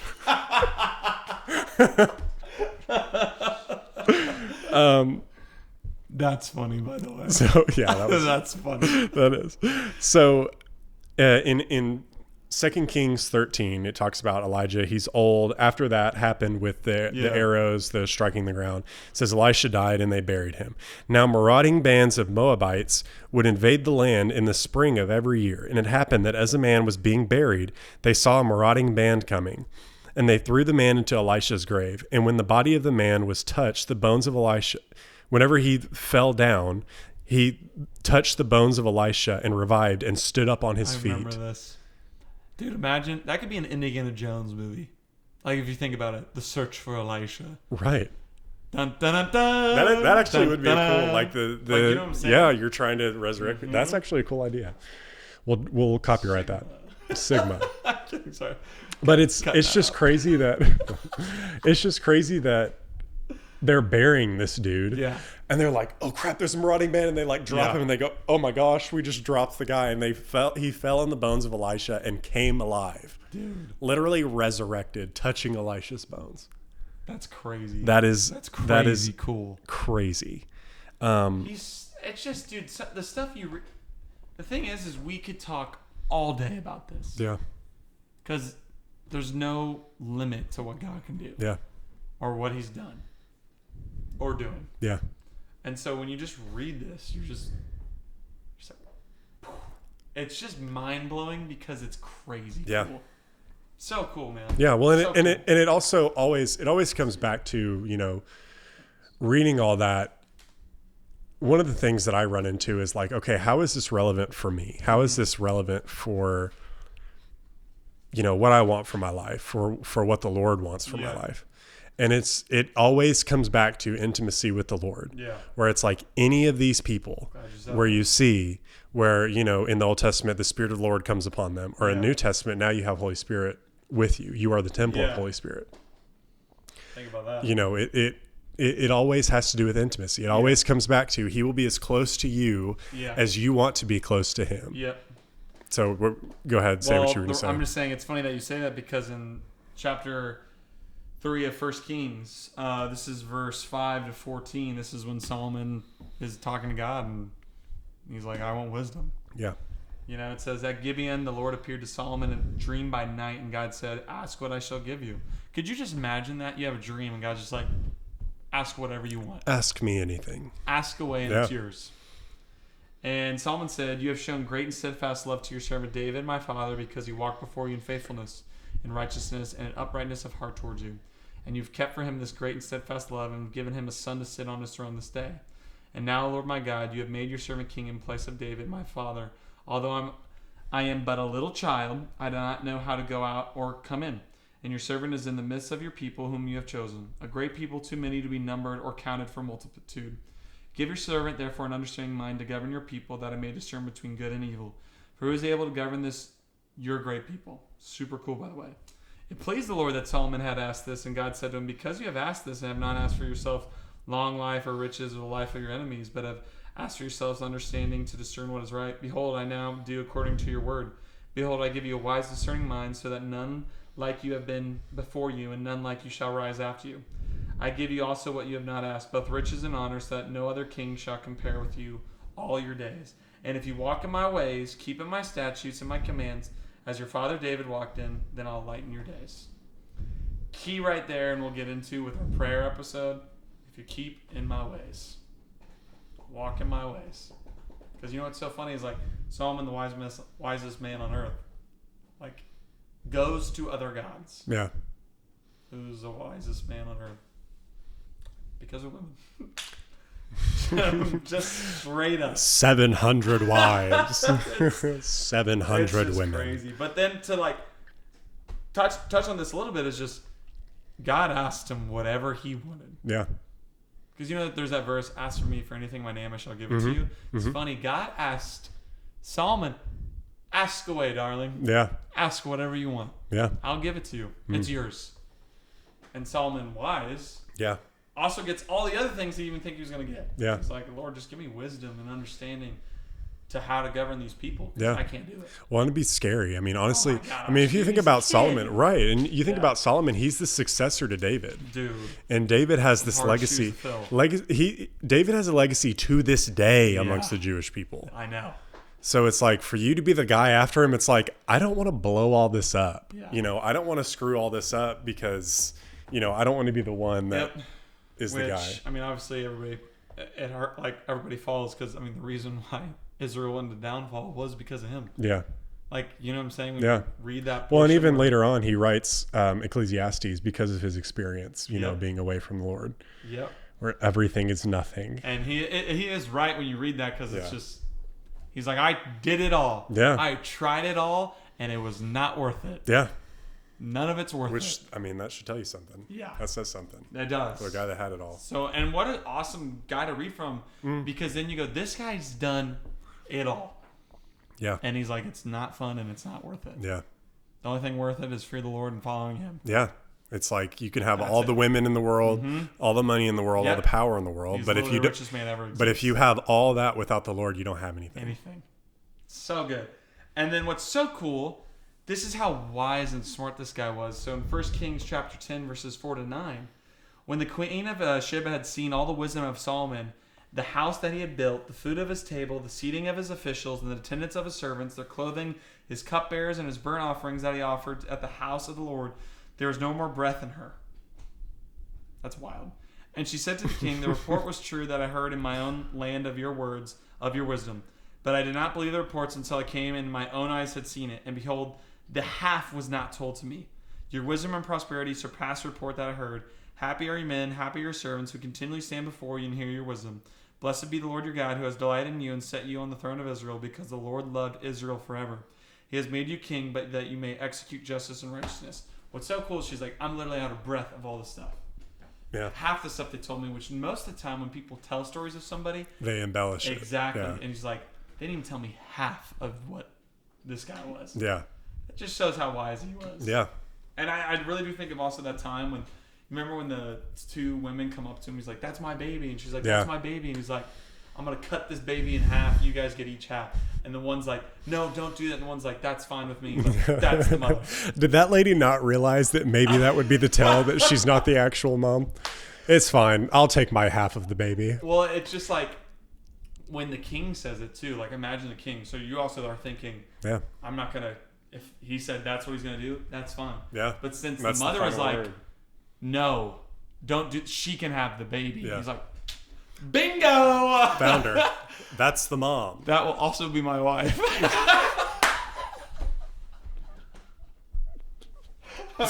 He's like, you look kind of fine. It's bad. He's sitting on his throne like this. Hey, pretty mama. But that was it. Solomon, his wisdom, crazy cool. Yeah. And it's just crazy cool, like I said, the intimacy. Yeah. The Lord asked him. Comes in a dream, he's like, Solomon, ask anything. Yeah. That's crazy, man. I know. When you think about it, that's crazy. It is. So that's all I have on Solomon. Okay. I got a couple more left. Who do you have? I have Jesus, Okay. and I'm not going to just pick. I have just a couple from Jesus because obviously I was going to say there's so there's many. you Yeah. just got to read the Yeah. Gospels because there's so many. Yeah. But there's some that I wanted to bring up. Okay. And then I got Go. Elizabeth, Mm. and then I have Noah. Okay. Well, let's go into those because I've also got Jesus and then I've got Paul and John. Let's do Jesus. Okay. Oh wait, I have Paul as well. Thought I wrote that down. Maybe I forgot to. Uh-oh. Darn it! But Jesus. Let's go to Jesus. since we Okay. can So both I've got talk about I've it. got a couple of examples Okay. that are good. So, one that's really cool, it's just awesome, is when Thomas is doubting and he's like, I'm not going to believe until I see the holes in his hand. Doubting Thomas. And so this is verse 24 to 29. Now Thomas was one of the 12 called the twin, was not with him when Jesus came. So the other disciples told him, we have seen the Lord, but he said to them, unless I see in his hands the marks of the nails, and place my finger into the marks of the nails, and place my hand into his side, I'll never believe. 8 days later, his disciples were inside again, and Thomas was with them. Although the doors were locked, Jesus came and stood among them and said, peace be with you. Then he said to Thomas, "Put your finger here and see my hands, and put out your hand and place it on my side.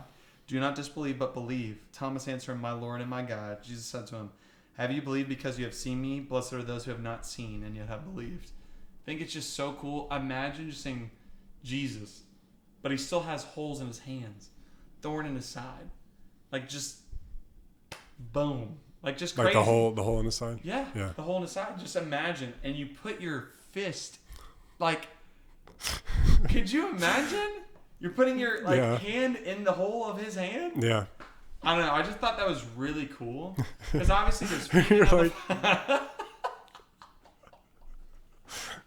but there's a feeding, I would believe it. Yeah. We're okay. feeding of the 5,000. Like there's so many. Yeah. Lazarus, so many. Yeah. But that one's just kind of cool because it's like, dude, like the holes are still there. Yeah. It's just, and obviously it validates his resurrection. Right. You know? Well, it's his So badge. cool. It's his badge of. It's like his receipt of Yeah. what he did. Yeah. I keep receipts. Yeah. You know. Back to Jesus. And then I have one too. To summarize it is when Moses and Elijah appear. Mm. And this is Matthew 17, verses 1 through 8. I mean, this is just, could you imagine? Peter sitting there. Yes, dude. And this is at the Transfiguration. And after 6 days, Jesus took with him Peter and James and John his brother, and led them up a high mountain by themselves. And he was transfigured before them, and his face shone like the sun, and his clothes became white as light. And behold, there appeared to them Moses and Elijah talking with him.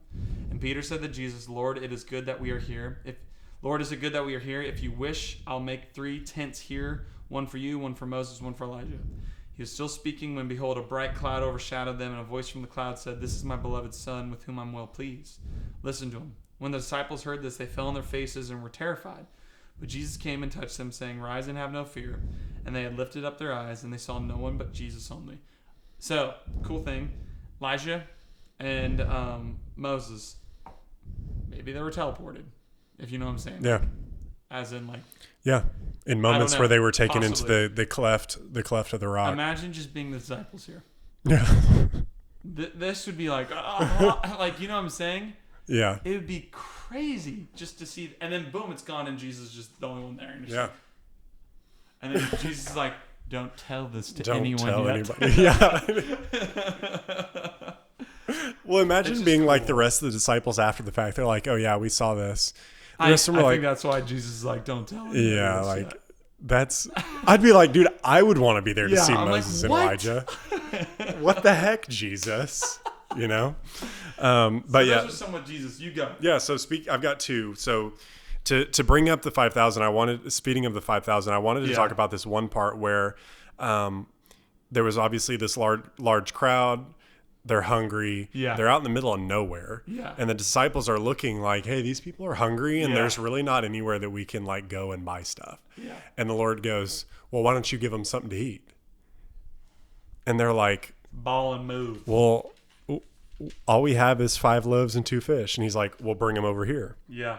And it says, "Then he ordered the crowds to sit down on the grass, and he took the 5 loaves and 2 fish, and looking up towards heaven, he blessed them and broke them and gave them to the disciples. And then from the disciples went and they distributed them out to everybody." Yeah. So I love that because, you know, the Lord isn't like, "Here, let me just like multiply this and give it to everybody." He gives them Yeah. a part of it. Like he wants you to be a part of what he does, where he's like, "You go give them something." Yeah. Because there's so many times where they're like, I also think of when they're in the boat and they're about to sink and they're like, Yeah. "Jesus, like, Yeah. you know, help us." And he's like, "Do you not have any faith? Yeah. Like, how many times do I have to tell you guys this stuff?" Yeah. You know, I think of the verse 2 where Jesus goes, "With man, this is impossible. Mhm. With God, anything's nothing's possible. Yeah. Anything's possible. Nothing's So- impossible." Yeah. And then I have another part, and this is one of my favorite verses, and it's Luke 8:47. And it's when Jesus is going through he's going through these crowds, and I forget what city they're in, but he's going through these crowds, and it's the lady with the issue of blood. And in her mind, she's sitting there going, "If I could just touch the hem of his Yeah. robe, I'll be healed." Yeah. And she walks up to him in the crowd and touches him and is instantly healed. Yeah. And it says Jesus perceived the power, dunamis, mentioned before, had gone out from him. Yeah. And he's sitting there like, whoa, whoa, whoa. Somebody just touched me. I could feel the power go out of me. Yeah. And she comes forward and it was like, it was me, you know, I touched you. I felt like if I just touched the hem of your robe, then I'll be healed. And he sit there and he's like, wow, like your faith just healed you. Your belief in that just healed you. Your expectation that that would happen just healed you. That reminds me, I'm not going to read it, but John 14 is just a chapter everybody should read. Yeah. Because that chapter is mind-blowing. Ask for anything in the Father and I'll give it to you. Yeah. It just goes back to the faith thing that we talked about, where it's like, you know, part of what faith is your expectation for how the Lord is going to show up on your behalf. Yeah. Now, it may not be in that moment. Yeah. It may be later on, or it may be in that moment. Yeah, it could be immediately. It could be years. Yeah. But according to your faith, let it be done to you. Yeah. You know, your faith is your expectation, and your fear of stuff is the inverse of faith. And it's your fear is faith in what the enemy is going to do. Yeah, and that reminds me also of just having faith as small as a mustard seed. Like the Lord says that you could literally throw a mountain in the sea. You just say it, cast it in the sea. Yeah.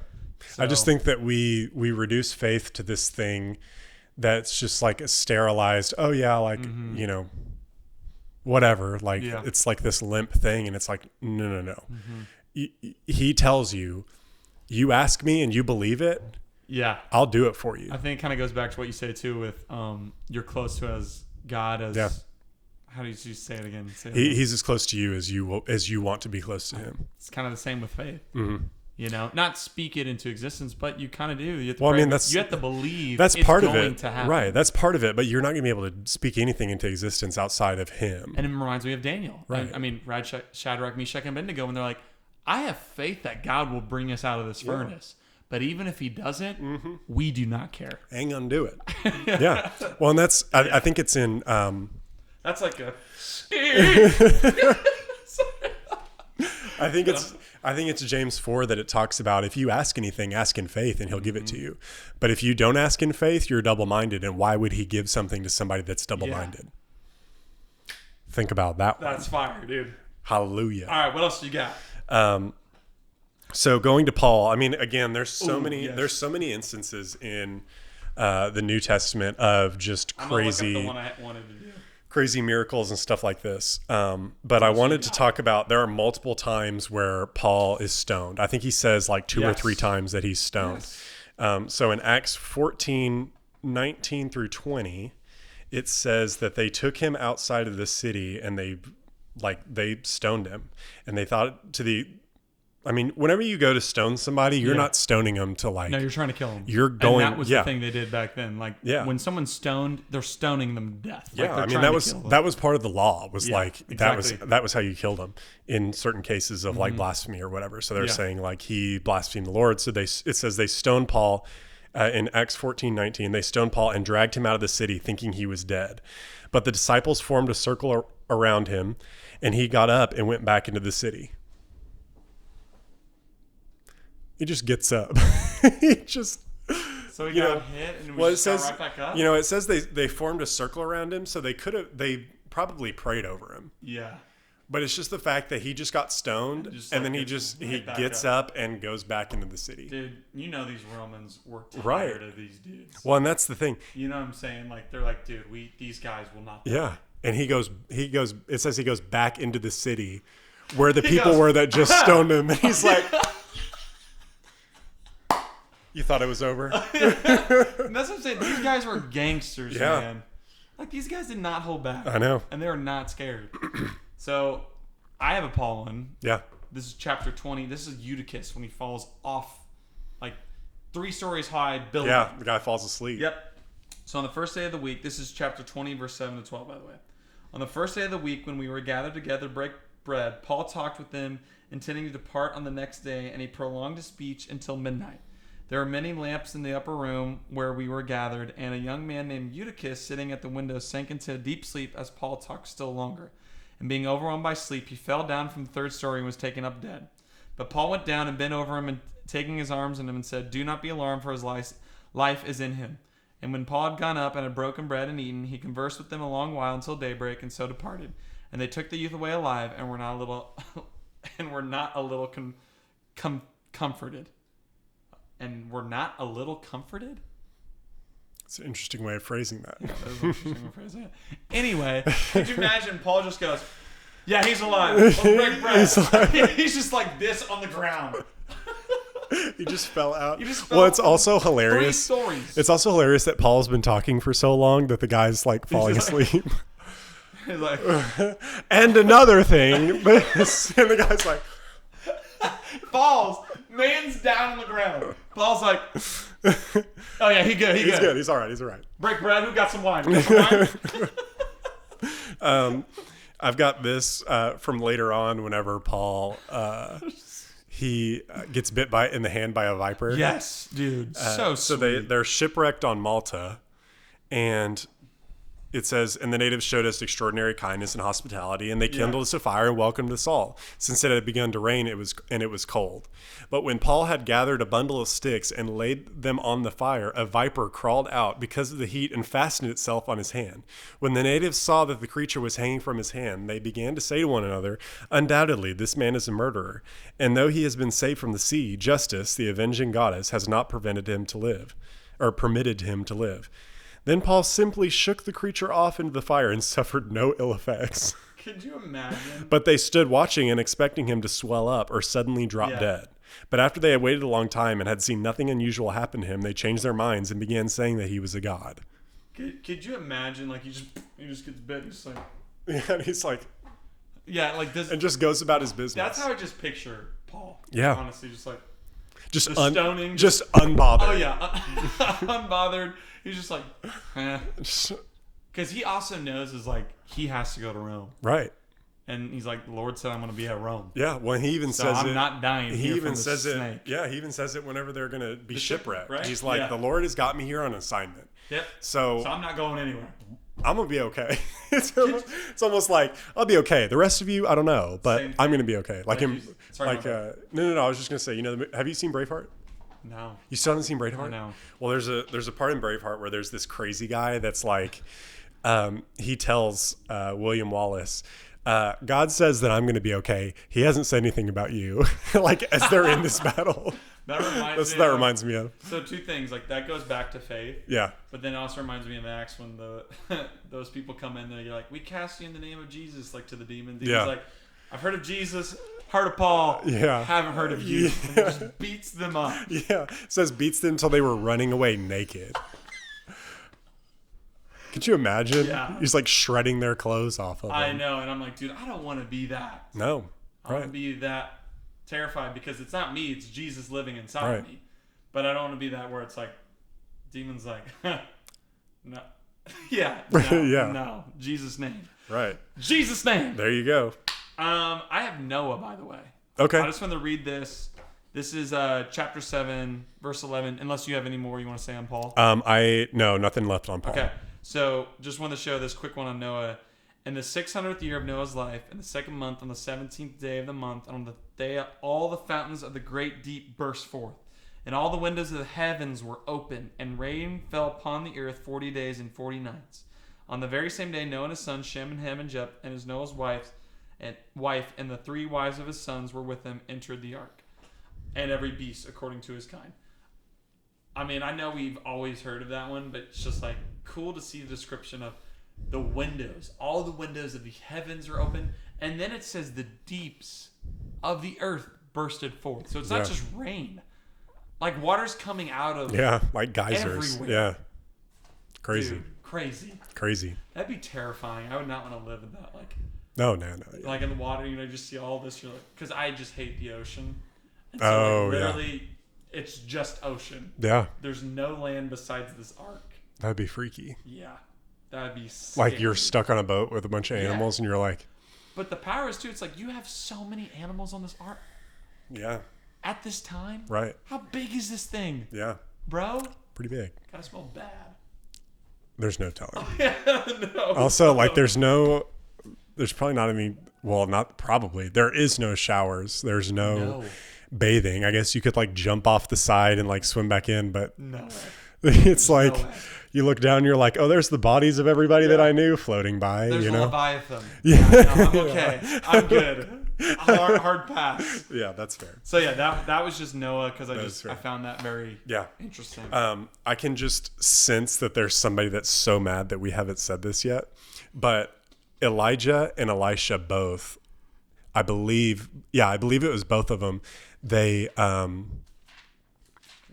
prayed, like there would be orphans that had died, and they would lay on them hand to hand, face to face, mouth to mouth, and like pray over them multiple times, and then they like rose again. Could you imagine that? That'd be weird. The Lord's like, you're gonna lay on him, and you're gonna put your mouth on his mouth, and you're gonna put your hands on his hands, and your nose on his nose, and you're like, Yeah. I don't want to do that. Yeah, like, really? Do I have to do that? Do I have to, Lord? Is there another way? His mom's right there. You know? Like, I know I could just. I don't even have to say anything. Yeah. I could just do it. Yeah. How about I just, say something, Yeah. and he just And they're springs to life. Brought back. Yeah. You got left. So the last that I have is got one more too. Apostle John. Do it. Yes. Read So the this little one, snippet of John. It's cool. The one that you. the one that I. Oh, Yeah, okay. really He cool, by the cheated. way. He freaking. Well, I just looked because it's true. He They cheated. couldn't kill John. Yeah. So that's why they sent him to Patmos, Yeah. because they couldn't kill him. So cool. So man. there's a record written by Tertullian and later on written by Jerome, mentioned by two like early sort of Christian authors Okay. that lived in the second and the 4th century. Okay. So they wrote about how Emperor Domitian or whatever his name is at that time was obviously persecuting the church. Yeah. And had brought John in. They were torturing him, all this different stuff. Well, they take him and they put him in a pot of oil. Yeah. And they boil him in oil. And then they take him out of the oil and he's completely fine. Dude. You know how ballin' that is? And not only that, imagine being those guards. Where Yeah. It's like you do this probably not all the time, but when you do it, you're like, dude, these dudes are about to get burned alive. Yeah. Bad. And then they're like, Oh, like in the Shadrach, Meshach, and Abednego. yeah. Well, I'm just saying, like seeing prior of Yeah. happening it to people. Yeah. And then you just see John just probably like walk right out. He's like in it and he's like, just kidding. Yeah, he fakes it. Oh, psych. And he's like, Turn it up some more. yeah. He's like doing the. He gets out and he's like, does anybody have a towel? So that's why they had to send him to Patmos, because they're like, we can't kill this guy. Yeah. Could you imagine? How freaky that would be if you're the emperor, that you're like, yeah. I want this guy dead. And they're like, we can't kill him. I wonder if that like a Pharaoh thing, if it hardens their heart or it makes them believe. Yeah. Well, in his You know what I'm case, saying? he just sent him off to Patmos, Yeah. and John was He's there like, until. They're also afraid. Oh, if he's in the city and stuff like this is happening, Oh yeah. Well, and more people are gonna believe exactly. Like imagine the story of that. You tried to kill somebody with oil. with oil. You boiled them. Could you boiled imagine it. being boiled in oil to death? Yeah. That's like one of the worst ways you could possibly die, I feel like. And he just It's not. Yeah. he's just Nice try.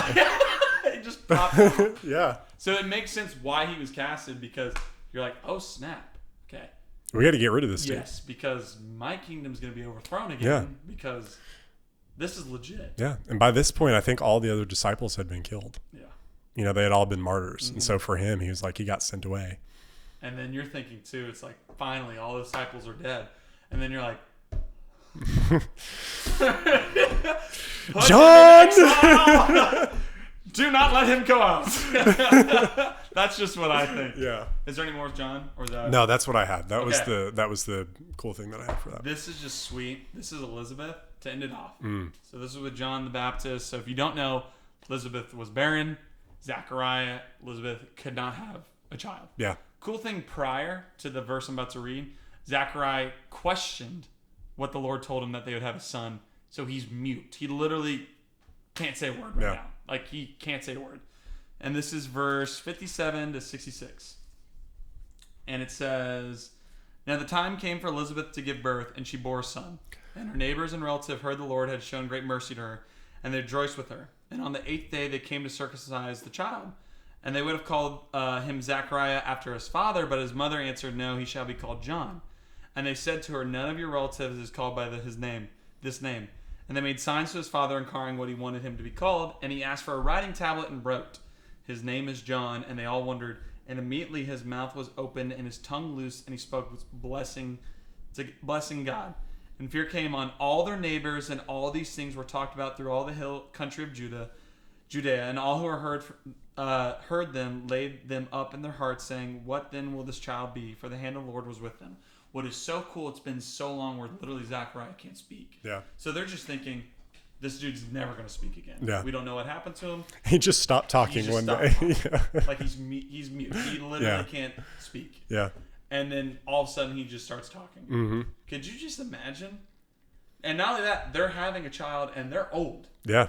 Like they old. Yeah, they're kind of the weirdos. Like, like they're old. That weird old guy that's having a child with his old wife and he also can't speak suddenly. Yeah, and then what's so crazy is then it goes straight to, they then go, "What will this child be? For the hand of the Lord was with them." So they go, "Wow." They recognize there was a calling. Yeah. Like, what is he going to do? Yeah. Really cool. Like Chosen in season 4, episode 1 does that really well. Oh, wow. Spoiler. They show, I mean, dude, it's chills. All right, now that I do have an action item as we transition. Yes. Yeah, go. Do you want to do your action item first? Yeah, sure. I'll go. So, kind of my action step, because I saw yours and I was just kind of thinking, I'm like, Lord, what do you want it to be? And it's pick a Bible verse and write it down like once a day for a week. Like I remember doing that in school. Yeah. So like I was homeschooled, yeah. and my mom, we'd always pick scripture and write. Like that's what me and my family would do. Yeah. And I just find that very important because it helps you memorize scripture as well. And if there's things you're also battling and you find a verse or you're like, that speaks, write it down. Yeah. Put it in your room, put it in your bathroom, whatever it is. Yeah. But I think just pick a verse. Doesn't have to be short, doesn't have to be long. Just whatever you feel like the Lord's speaking to you. Yeah. And just start writing it down like once a day. Yeah, there you go. So that's kind of my little action step. I even like doing that as a journal. Yeah. You know, you have I like having different sections in a journal of like, okay, if I want to, read a verse of this topic, I've already got it cataloged all down. That's smart. That's just the way I like to do it. But yeah, that's smart. That's really smart. My action item is find your favorite Bible verse and find it in the Strong's Concordance. So you literally, let's say it's John 3:16. Yeah.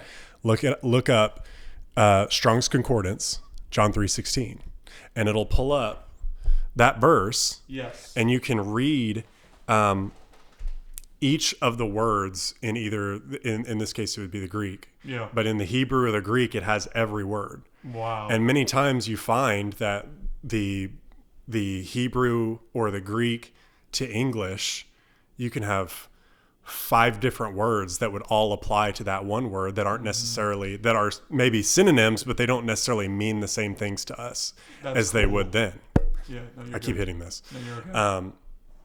So yeah, one of the things I like to do is go through, find those verses like that, and just be like, what is this? Yeah. So perfect example, whenever it talks about the power came upon, like the power flowed out of Jesus. Yeah.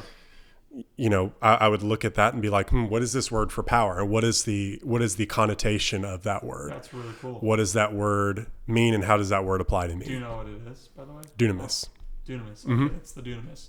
Dunamis. That's really, so I was going to actually ask you before we close, because I've been wanting to learn more with Hebrew and Greek, honestly. Yeah. Is that where you do it mostly? Yeah. Okay. Strong Concordance is what it's called? Yeah, Strong's Concordance. Wow. Yeah. Okay. And then each word has a correlation to a number, and we've talked about how Hebrew is it's like a pictographic language where it's numerical, it's alphabetical, and each letter has symbology. Yes. Yeah. So one sentence could mean so many different things. Yeah. And so I really started learning about that, and then you go, oh man, like you have these tools that it's, because you can actually get it as a book, a Strong's Concordance, and it's like this thick. Seriously. And opened it up and I looked at it and I was like, I have no idea how to go about doing this, and I closed it. And I just kind of set it aside. Yeah. But I would say it's a lot easier to look it up and use that tool. Yeah. Sweet. And I even, you even start to have the link down below. Yeah, you even just put it down below. Yeah, for sure. And you even start to have different words that have different number meanings. Mm-hmm. And, just for me, I like numbers and stuff like that. So you sort of have these numbers in my head that are connected to these concepts that it's like, oh, that's really cool. So if I'll see a number somewhere, it's like, oh, wow, like that's this Hebrew word or whatever. That's really cool. It is. It's important because it's the root. Mm-hmm. So thank you for sharing that, because that's actually something I've been wanting to do too. Yeah, and it gives you a different perspective on certain verses because of the way that, maybe somebody chose a certain way of translating it, that it's not necessarily wrong, but you can find, 3 or 4 other different words that it would point to, based on context of the verse or whatever. Yeah. So it's very interesting. Awesome. Very cool. I love it. There we go. Well, guys, there you have it. That is our episode on power. And we hope this just makes you excited to read the word. Yeah. That's just what it is. Because it's not a boring book. It's not. Yeah. It's amazing. It's entertaining. Sometimes confusing. A lot of the time. A lot of times. Yeah, a lot of times you're like... hard to understand sometimes, but just read it. What I love, like one thing to kind of just end it on, is like people kind of like fear reading Revelation, And what I love in Revelation, like this is the beginning of Revelation. This is chapter 1, verse 1. And it says, the revelation of Jesus Christ, which God gave him to show to his servants the things that must soon take place. He made it known by sending his angel to his servant John, who bore witnesses to the word of God and to the testimony of Jesus Christ, even to all that he saw. Blessed is the one who reads aloud the word of this prophecy, and blessed are those who hear and keep what is written in it, for the time is near. So what's so cool is like in that it doesn't say blessed is the one who understands, blessed is the one that knows what's about to happen. It says blessed is the one that reads it. And so it's just read it. Yeah. I'm not just saying Revelation, like just read the word of God. Yeah. Because it's awesome, it's beautiful, and we hope that just sparked like a little fire to read the word of God. So we just say thank you guys for watching. Graham, I hope you enjoyed the show. Leave any examples of anything that we might have missed of sort of crazy occurrences, supernatural occurrences of power in the Bible. I mean, probably. Oh, there's plenty that we missed, so many. But it's like, Revelation honestly is a good one, because imagine getting literally Revelation is a prophecy dream to John, and that is 20 plus chapters. Yeah. You know what I'm saying? Yeah. Daniel has a lot. Yeah. Like Daniel with his dreams as different dreams, different visions, stuff like that. Other ones with power to read? That's a good question. Well, I just meant like any stories that we didn't necessarily touch. Probably like... there's going to be plenty. A lot in Genesis. Any of the Gospels. Yeah. Oh, yeah, the Gospels. Obviously, Jesus. Just read the Gospels, and you'll just be bewildered of how awesome it is. Yeah. What about you? Is there any in particular you want? I'd say Genesis, because there's a lot in Genesis. Well, I was mostly just talking to the audience of like maybe their favorite that we didn't touch or something like that. Well, I would just say comment below. Yeah, comment below on ones you were like, oh, remember this one. You know what I'm saying? Oh, I remember this story. Ones that we maybe missed. Yeah. So, since this is 3 parts, so... Ooh. You've been talking for 2 hours. Anything you want to close on, Blake? No, I think we covered it. Sweet. Well, thank you guys. We'll see you next time. We just want to say thank you. So, God bless.